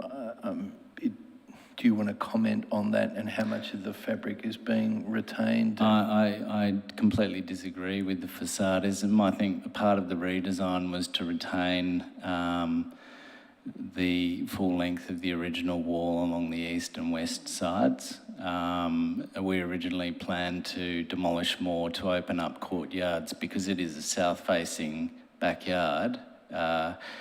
Our aim was to bring in north light through these light wells, but through keeping the side walls, we've sort of carved in along the hip line, 2 light wells which won't be visible from the street. So what we've managed to do is still bring in North Light, which is important, but we've kept, as you see obliquely from the street, we've kept the primary side walls because it is more in rhythm with the adjoining houses. And one final question, you mentioned the gardens. Is there any scope for deep planting? I mean, if all the gardens are above basement area?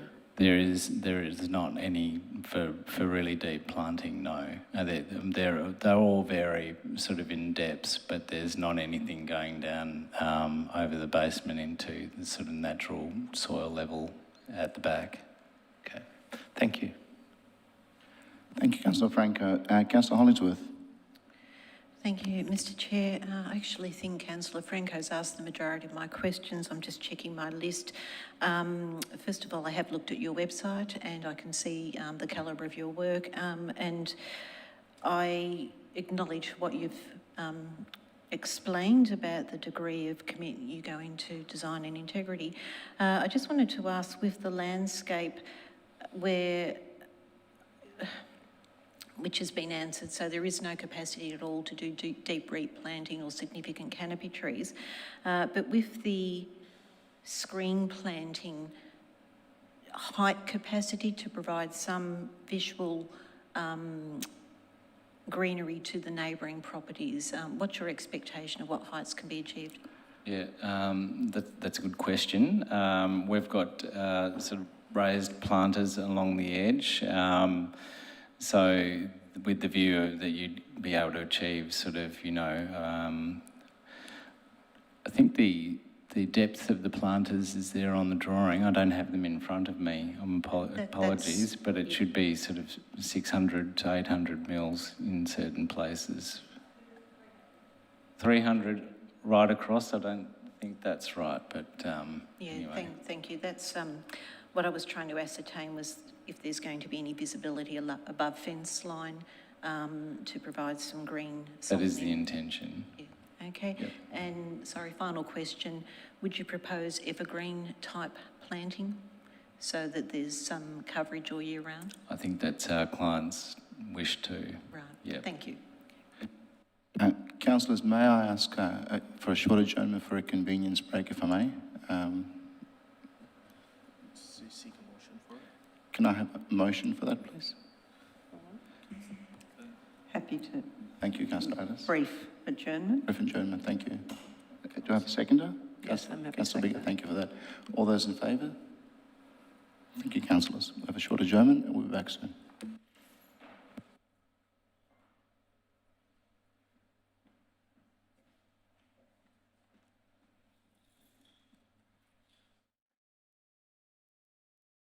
Thank you, Councillor Sinfield. Councillor Watson, seconder? Yes, second. All those in favour? Meeting's resumed. Thank you very much, everybody. And thank you, Mr. Neal. There are a few more questions by the councillors. If I could kindly ask you to please press on your microphone to indicate that you wish to ask a question, because I think some of the questions were Councillor Vigor. Thank you. I think that was me, and I think they've mostly been responded to. I guess I had a little bit of a visceral reaction to the use of the word deliberate breach, and I understand I think the context in which you're using it, but I just I don't want to. I suppose my comment is to give you an opportunity to clarify that for residents too, because I don't think we want to be suggesting that there are some breaches that are fine and therefore not a breach, or that you would intentionally breach. I guess the main aim was to focus on the bulk of the extension in response to the private open space to 26, and the property on 22 is built right down the western boundary, and its main focus is on the western side of the property. So was perhaps a bad use of words, but we've still considered the oblique views, but we've mainly chosen to push the extension further away, to taper it further away away from the eastern boundaries, with respect to the private open space that is adjacent to our property. Yep. Thank you. Yeah. Thank you, Councillor Vig, and thank you, Mr. Neal, for your presentation. You may return to the gallery. Thank you very much. I now call upon our final speaker, Ms. Penelope Smith, to come to the horseshoe table. Start with your name and suburb and your relation to the application, please. Thank you. My name is Penny Smith. I'm the town planning consultant here for the landowner and the permit applicant tonight. My firm has been working with the officers at council since 2021 on this project. In that time, we've had countless discussions with the planning department about these plans. Lots and lots of changes have happened and lots of options have been put on the table throughout the course of this application. Way back in 2022, we could have taken this matter to VCAT back then, but to my client's credit, they said no, we want to push on, we want to work with the council and we want their support. So, over the last 12 months or so, we've worked super hard and put a lot of options on the table for discussion and consideration. And I'm happy to say that we now have officer support.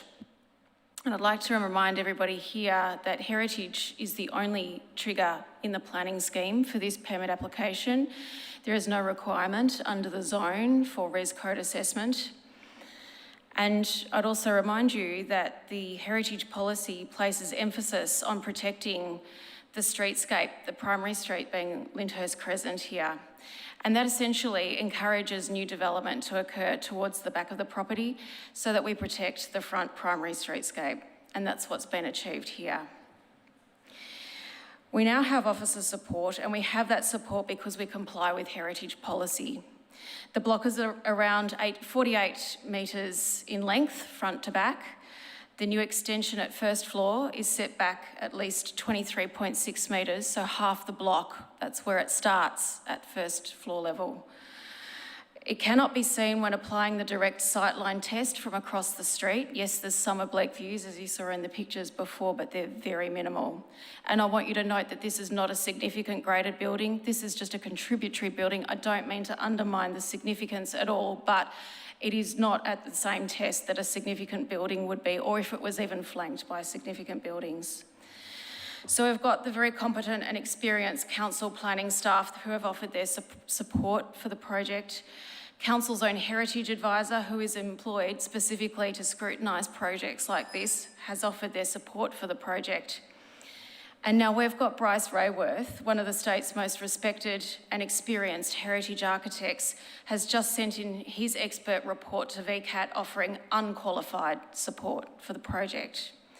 So I'll ask you tonight, will you listen to the unanimous support offered by the experts? This is not a difficult decision. Let's acknowledge the hard work that has been taken over the last 3 years and give this project the support it deserves. Thank you. Thank you, Ms. Smith. There appear not to be any questions, so you may return to the gallery. Thank you for your presentation.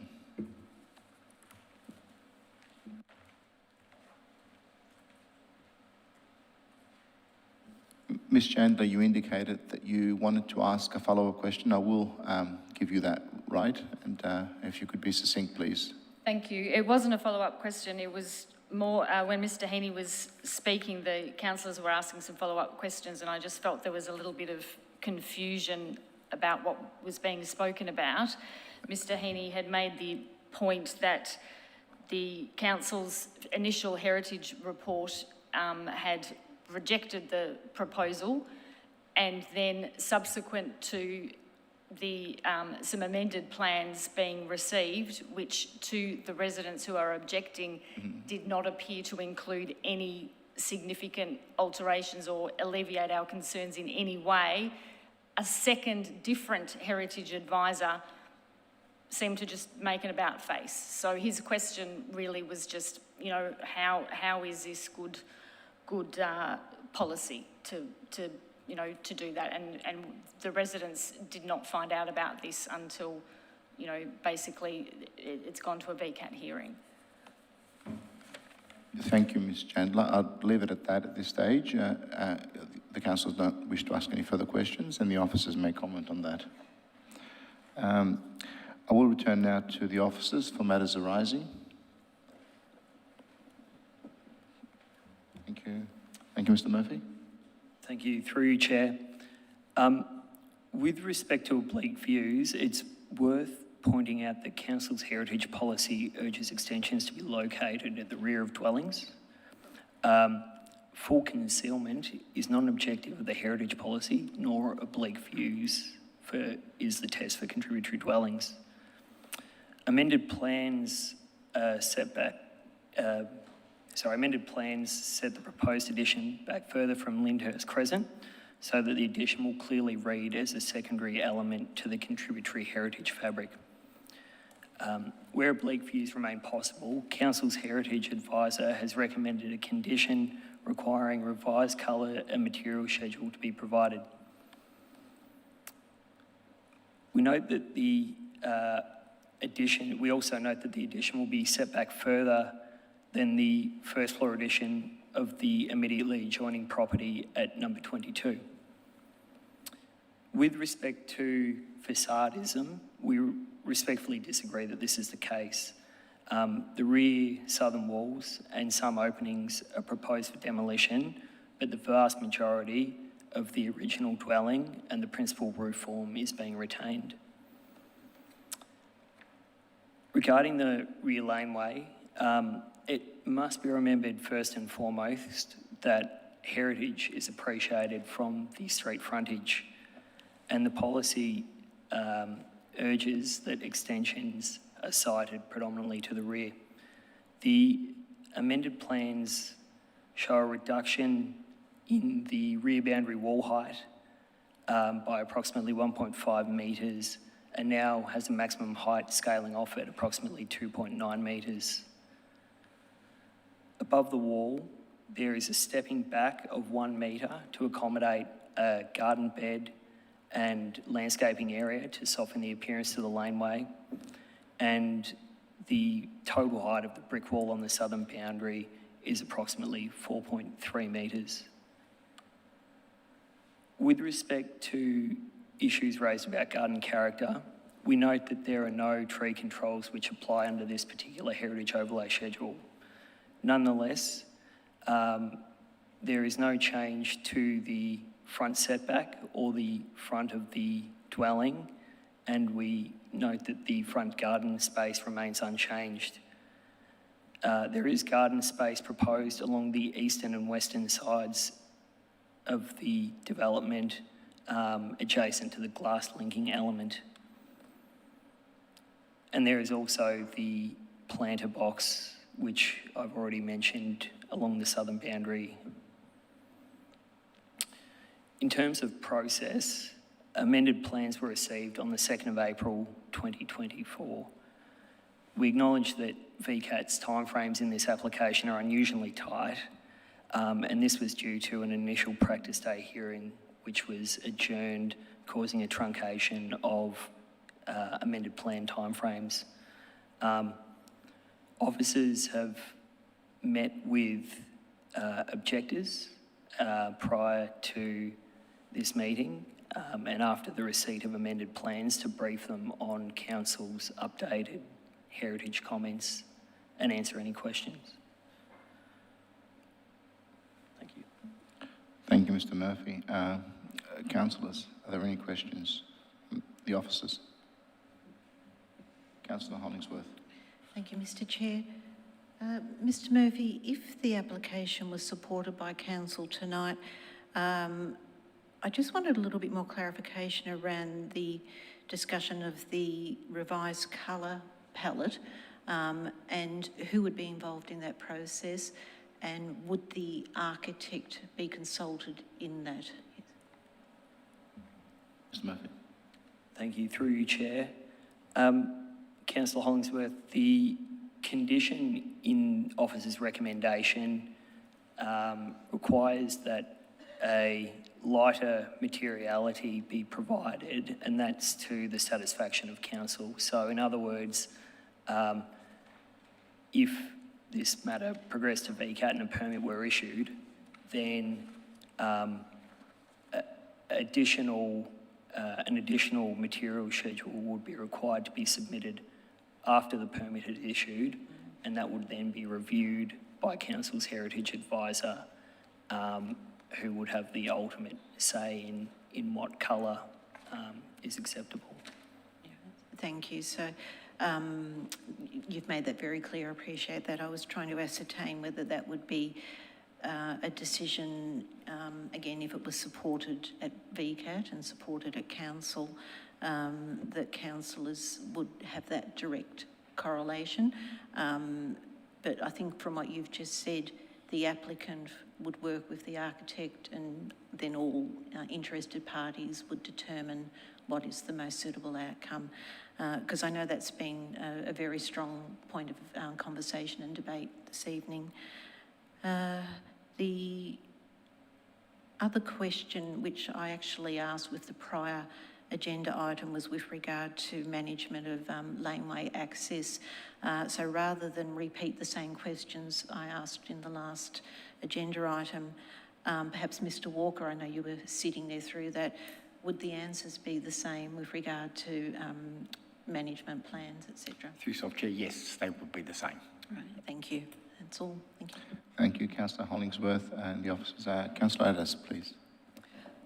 Just following on the question of colours, the way I'm reading that condition is that the darker colour would be retained on the ground floor level and it would change to a lighter colour on the first floor level?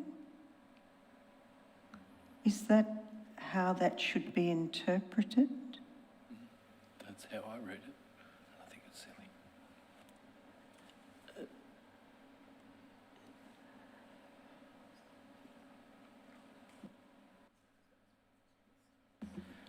Apologies, Councillor Addis. Thank you. Look, that is how the condition should be interpreted. It's the views of the heritage advisor that the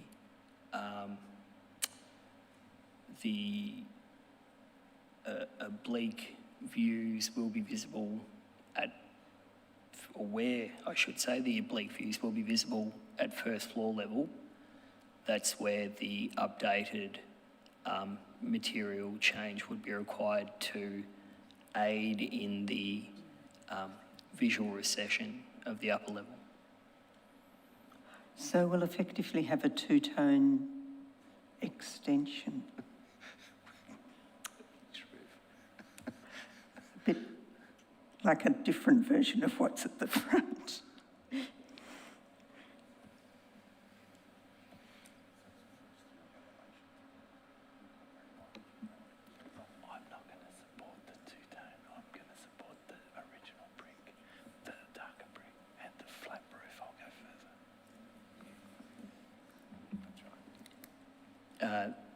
The answer to your question is yes. Thank you. And follow-up?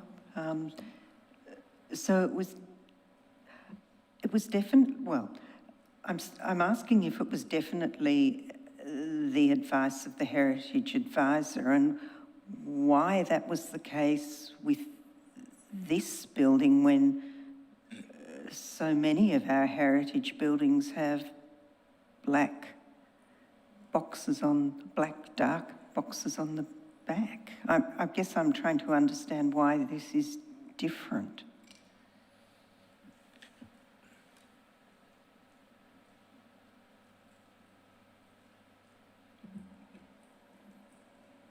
Through you, Chair. The reason for the condition is to assist in the visual recession of the building. So where there are oblique views available from the eastern and western sides of the dwelling. The rationale for the condition is that a lighter colour scheme will help blend the upper level into the landscape. And a different question. With the changed pitch of the roof, can we be confident that it still complies with the sightline requirements? I'm assuming it's not much higher, but has that been checked? It has and it does. If I can refer councillors to either the eastern or western elevation of the plans attached to the agenda, there is a sightline diagram measurement included in those. Could you refer us to a page number? Page 14 of 21 on the attached plans.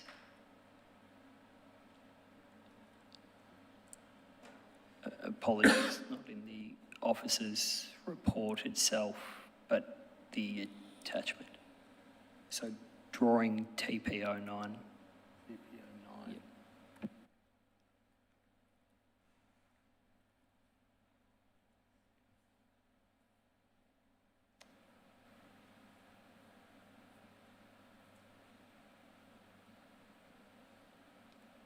Thank you. And I think this is my last question. So this has been assessed on only heritage grounds. That's the only trigger. And the non-compliance with the side setback, with it being on the boundary at first floor level, that would normally be dealt as a building process and would still, and that's not at odds because this is purely on heritage grounds? Sorry, that might not be very clear. Through yourself, Chair, perhaps if I answer, and that's absolutely the case. This is being assessed on heritage grounds only. The assessment against Res Code and determination of compliance against Res Code will be a building assessment matter. We are aware, however, that there is a potential variation to Res Code in terms of the side boundary issue, and it has been alluded to by the architect earlier this evening. And our review of the proposal and discussions with the building team would indicate that that is a potential supportable variation to Res Code for the reasons outlined earlier by the architect, that there is an existing wall along that boundary, and the design of the building against that wall for a longer period, non-compliance with Res Code, would meet the objectives of that Res Code variation. Having said that, the application has yet to be applied to the building department for that report and consent, and would be a separate consideration to this matter. If ultimately an approval is not achieved via that report and consent, then any proposal approved or supported this evening would have to be revisited and potentially amended. Thank you, Mr. Walker. Councillor Franco, you're next for questions. Thank you. I have a few questions. One, and I don't know if this is one you want to go into in this meeting, but I'd like to understand how an application from 2021 or 2022 still hasn't been decided by May 2024. Is that something you want to go into in this chamber, or is that something for a separate conversation with councillors? Through yourself, Chair, I suppose it's not an ideal situation to have an application take that long. There are a number of factors that come into play for these sorts of matters in terms of inputs and advice from various heritage advisors on behalf of council and behalf of the applicant, and discussions with neighbours to try and address concerns and issues, amended plans, and ultimately timing of when those amendments are made and submitted, and then in this case, a VCAT matter. So all that does take time. It's not ideal. We would prefer that it's a much shorter time frame and that matters are addressed up front as part of preliminary discussions or pre-application discussions with council officers. Thank you, Mr. Walker. Councillor Franco, have you got further questions? Yeah. Assuming council is of a mind to go with and support the darker coloured materiality as originally proposed, and also the flat roof, could there be amendments made to that, or would you give, I don't know if this is something that other councils will give a mind to, but are there simple amendments to the recommendation before us that could achieve that? Through yourself, Chair, that would be something that is open to the council. The council could make amendments to the condition in regard to the lighter materiality being sought. There is the option of deleting that condition altogether, or that expectation or requirement altogether. The alternative is that first floor elevations incorporate a material or material colours to the satisfaction of the responsible authority and leave some discretion for further discussion between the applicant and council's heritage advisors. So that will be the second alternative. The third alternative, which is as recommended before you this evening, the explanation and outline from council's heritage advisor is included on page 12 of 19, where there is a discussion in the last dot point on that particular page that explains the heritage advisor's view on colours and why the lighter colour is being sought, with the additional comments in red as a response to the amended plans. So it's quite clear in that additional commentary that the council's heritage advisor is indicating that the amended plans retain the dark colour scheme, which is contrary to the previous advice already provided by the heritage advisor to the applicant, that there should be lighter material at the upper levels. The applicant is of the view that that shouldn't be lighter material. And the heritage advisor has then gone on to say, noting that the addition remains visible in oblique views from the streetscape, the material and colour palette should be lightened to ensure that the addition is as visually recessive as possible as required by policy. So it's very clear the heritage advisor's view is that the lighter colour scheme will make the building in this situation, or the upper level of the building in this situation, more recessive. I do note and do acknowledge that there have been previous heritage views put forward on behalf of applicants and others that indicate a darker colour would be considered more recessive. So I do acknowledge that that certainly has been put forward in this chamber on previous occasions. It certainly is the view of the heritage advisor for this proposal and for this application. Councillor Franco, you're satisfied with that? Yes. Couple more questions. One, in terms of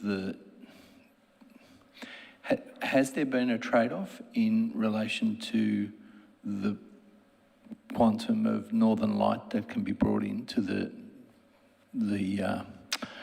home? A trade-off with the expansion of, or the retention of the greater heritage material, and to what extent has that been an issue? Sorry, Can I perhaps get a clarification of what the question actually is? To what extent have we compromised northern light gain into the property by the greater heritage retention? And have we got sufficient northern light or light coming into the property? Through you, Chair. Look, not greatly.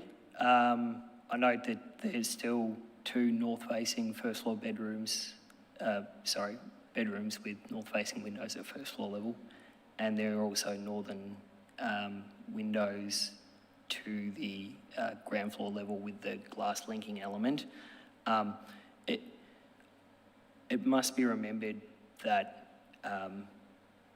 north light, energy efficiency and so forth in this application will be dealt with as part of the building permit process. So all we're looking at here is heritage. So that is the purpose of the application first and foremost. Point taken, thank you. Yes. So, thank you, Councillor Franco. Councillor Addis, you wish to ask another question? No, just foreshadowing that I will happy to move a motion unless somebody else. There appears to be no further questions, Councillor Addis. This would be the right time. So if you would like to move a motion. I'm seeking to move the officer's recommendation, but to remove A, so that condition A.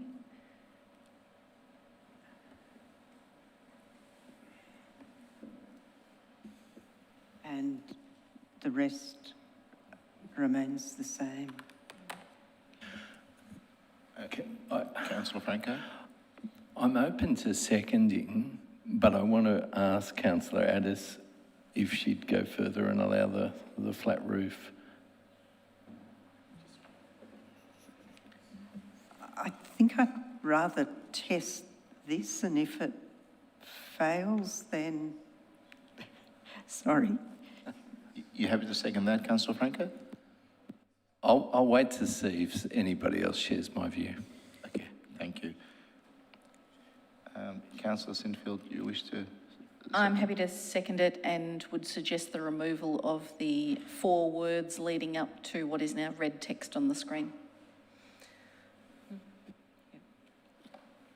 Councillor Addis, you happy with that? That makes perfect sense. It appears we have a mover and a seconder.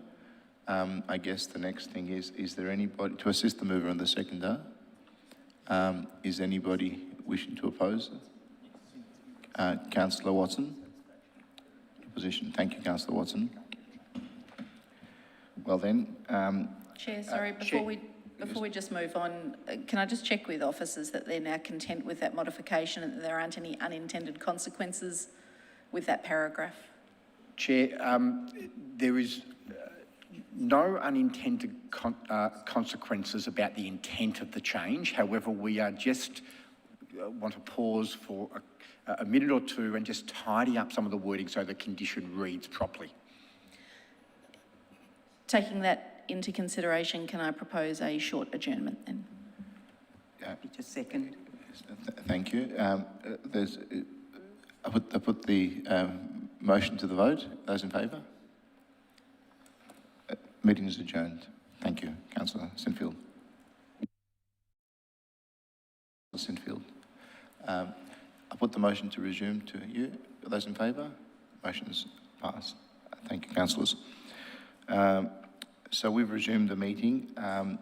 The officers have deemed fit to remove the whole of condition 1, and I'll pass it on to Mr. Walker to explain the rationale for that. Thanks, Chair.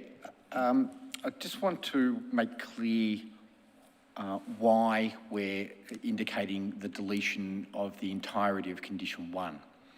What has happened is that formal amended plans have been submitted by the applicant to the tribunal. And those plans, in fact, meet with the reference there, the plans prepared by Neil Architecture, sheets TP01 to TP13, dated 2nd of April 2024. And by submitting those plans to VCAT, they will be the plans that VCAT is considering at the full hearing. So the only change that condition 1 was requiring was a change to those formal plans to include lighter materiality at the first floor level. If that is no longer a change that the council is seeking, then the deletion of the entire condition will mean that the substantial plans are still those plans being considered at VCAT. I hope that's made sense as to why we've deleted the entirety of that condition. Thank you, Mr. Walker. Essentially, the condition is not required because it related to the substantive matter of the two tones. I will then go back to the mover and the seconder to ask whether you're comfortable with the updated motion. That makes sense to me. Thank you, Chair. And thanks, Mr. Walker. Likewise, I'm satisfied. Thank you. Thank you. Okay then, so we'll then proceed now as per usual and ask the mover if you wish to speak to your motion. Thanks very much. It is quite a hard one because in many ways I have a lot of sympathy with what I heard from neighbours, and it does worry me when we have applications where there appears to be not much opportunity for decent trees, but I guess I turn to the fact that we're judging this on heritage, and it would seem that when we restrict ourselves to that, which is arguably all we can look at, that those things don't seem to count in the way that many of us would like them to. So I feel a bit stuck, but I recognise that this is essentially compliant in terms of heritage. I do note that officers have worked extraordinarily hard over quite a period of time, and in fact, it has been, I would understand, the officers' hard work on behalf of the community trying to improve this application that has largely resulted in this delay. So it's essentially for good reasons that it has taken quite a long time. So I'm now going to say something slightly at odds because I recognise that the Heritage Advisor has suggested a lighter colour, but I think when you look at it, it's still going to be the dark window frames, is my understanding, and that by keeping it all dark, it actually makes the whole thing much more recessive. I guess we just have to agree to disagree on that one and see what my colleagues think, because my understanding is that nearly all the heritage applications we see do include fairly dark additions. So I don't think there's a great deal else I want to say at this stage. Thanks, Chair. Thank you, Councillor Addis. Councillor Sinfield, do you wish to speak now or reserve your right? I'll reserve. Thank you. Thank you. Any other, Councillor Hollingsworth, you wish to speak? Yeah, thank you, Mr. Chair. Just briefly, I want to echo Councillor Addis's comments and acknowledge that this has been a long and arduous process, and appreciate it's been difficult for the applicant, working very closely with their architect, and also for their neighbours and objectors. It's never easy when you're confronted with a situation where there is a disagreement within your community. And of course, we don't know what the outcome will be at VCAT, but I sense there's support in the chamber here tonight to proceed. I have faith, hearing the architect speak, that there is integrity, reputation and capability to deliver a high calibre project and a strong commitment to install landscape that is sympathetic, complementary and factors in some of the concerns that the abutting properties have raised. I'm also mindful there's some existing trees and planting at the front of the property, and I understand that with the commitments made by our officers to ensure that the conditions put forward would form part of Council's consent and endorsement, that there's been a high degree of scrutiny and consideration over a long period of time, but I also acknowledge the applicant's willingness to satisfy council conditions, criteria and a very high benchmark that we aspire to respect our heritage, and I know others won't agree with me, but I believe this particular application is very sympathetic And I'll leave it there. Thank you. Thank you, Councillor Hollingsworth. Councillor Franco. Thank you, Chair. Look, I also echo the comments made by Councillor Addis and Councillor Hollingsworth, fully what they've said. I'm a little surprised by the advice we've been given by the heritage consultant that came up with these comments. I think they're somewhat unusual. I also even think the push to remove the flat roof is somewhat unusual. I mean, a two-tone light-coloured building is hardly recessive. And look, I'll leave it at that. I do also think it's compliant, so I think we should be supporting this amendment. Thank you, Councillor Franco. Councillor Watson. Thank you, Chair. I hear that it's compliant, and I know that it's compliant, but I just can't support this. We're being asked to look at it from a heritage point of view, and in my view, this does border on facadism. The scale and bulk of this extension, and I've seen lots of them come through this chamber, everything that from extensions to heritage buildings that looks like the spaceship has landed in the backyard. They have not been the dominant feature of the built form of the property, and I feel that this is. So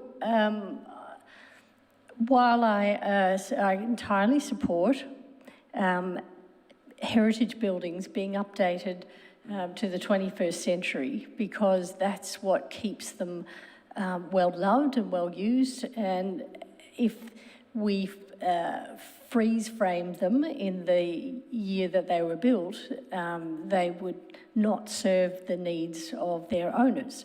So I'm not proposing anything of that sort, but the scale, the bulk and the size of what's being proposed, I think it does not support the heritage property, not just the heritage built form, but the heritage property, which is, as we heard from some of the residents, it's the garden, it's the open space as well.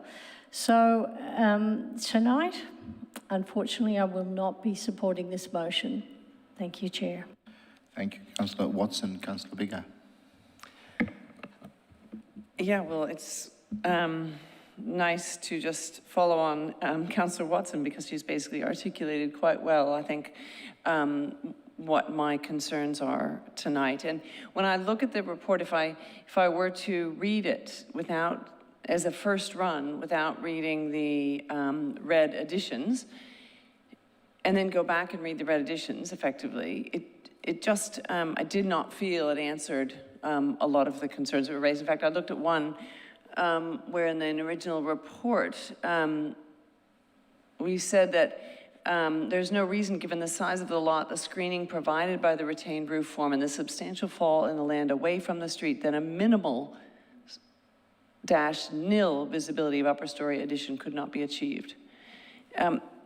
That's not been achieved. It's not really even been attempted, as we've obviously know, because we've had this long discussion about the color. It's clearly that's not been achieved. And I mean, I also look, I realize that we're limited in terms of our ability to assess garden and deep soil and so on. And yet clearly, as Councillor Watson has said, those elements actually are fundamental to what we think of as being a heritage environment, effectively. And so it does feel one step too far for me tonight, which is why I won't be supporting the officer's recommendation. I do want to say that I do acknowledge the amount of work and effort that's gone in by officers, and I'm grateful for that. Thank you, Councillor Biggar. Councillor Sinfield. Thank you, Chair. I really appreciate people who are willing to breathe new life into these old properties. It's an absolute gem of Burundara, and I love the hawthorn brick double-fronted Victorians with a double-hipped slate roof, and they really are such features of Hawthorn. So I think there is a balanced outcome, and I feel as though that's where we are now. I appreciate the reduction in demolition to the original building, and I'm confident that enough of the side walls and the front part of the property are retained so that a nice family home can be built with a new rear extension on it. I appreciate the change in materiality, and I do think that the darker brick will yield a much better outcome for the community, and those oblique views that can be seen from the street there really will be recessive, and I think that's a much better outcome for the community. So I encourage my colleagues to support this tonight. If it goes to VCAT, we won't get a better result. So I think this negotiated outcome that our officers have worked hard to achieve is the best that we will get in the circumstances, and I thank the officers for their efforts. Thanks. Thank you, Councillor Sinfield. I come back to you, Councillor Addis, to round out the debate, if you will. Thanks, Chair. Probably just to reiterate that this is a heritage matter, and that's the extent of where we can judge it, and we've heard that it basically complies with heritage. So I think what's happening here is that I could actually be voting against it too, because emotionally I agree with the people that are voting against it, but I'm going to try and exert the executive control and not let my emotions rule how I vote here, and take the path of saying, no, this is okay for all the reasons we've heard. So thank you to my colleagues. It's been a worthwhile debate. Thank you, Councillor Addis, and I won't say much either. I will just thank colleagues and officers for the great work, and also the community for caring so much, and the owners for going through such a step-by-step process to obviously achieve something that they love and want to contribute to the area. I appreciate that. With that, having said that, I will now put the motion. All those in favour? Thank you, councillors. All those against? Motion's carried. Thank you, councillors. I've reached the end of my tenure for this meeting. I will call Councillor Galt back into the chamber, and I will vacate the seat for him to continue with the rest of the meeting. Thank you very much.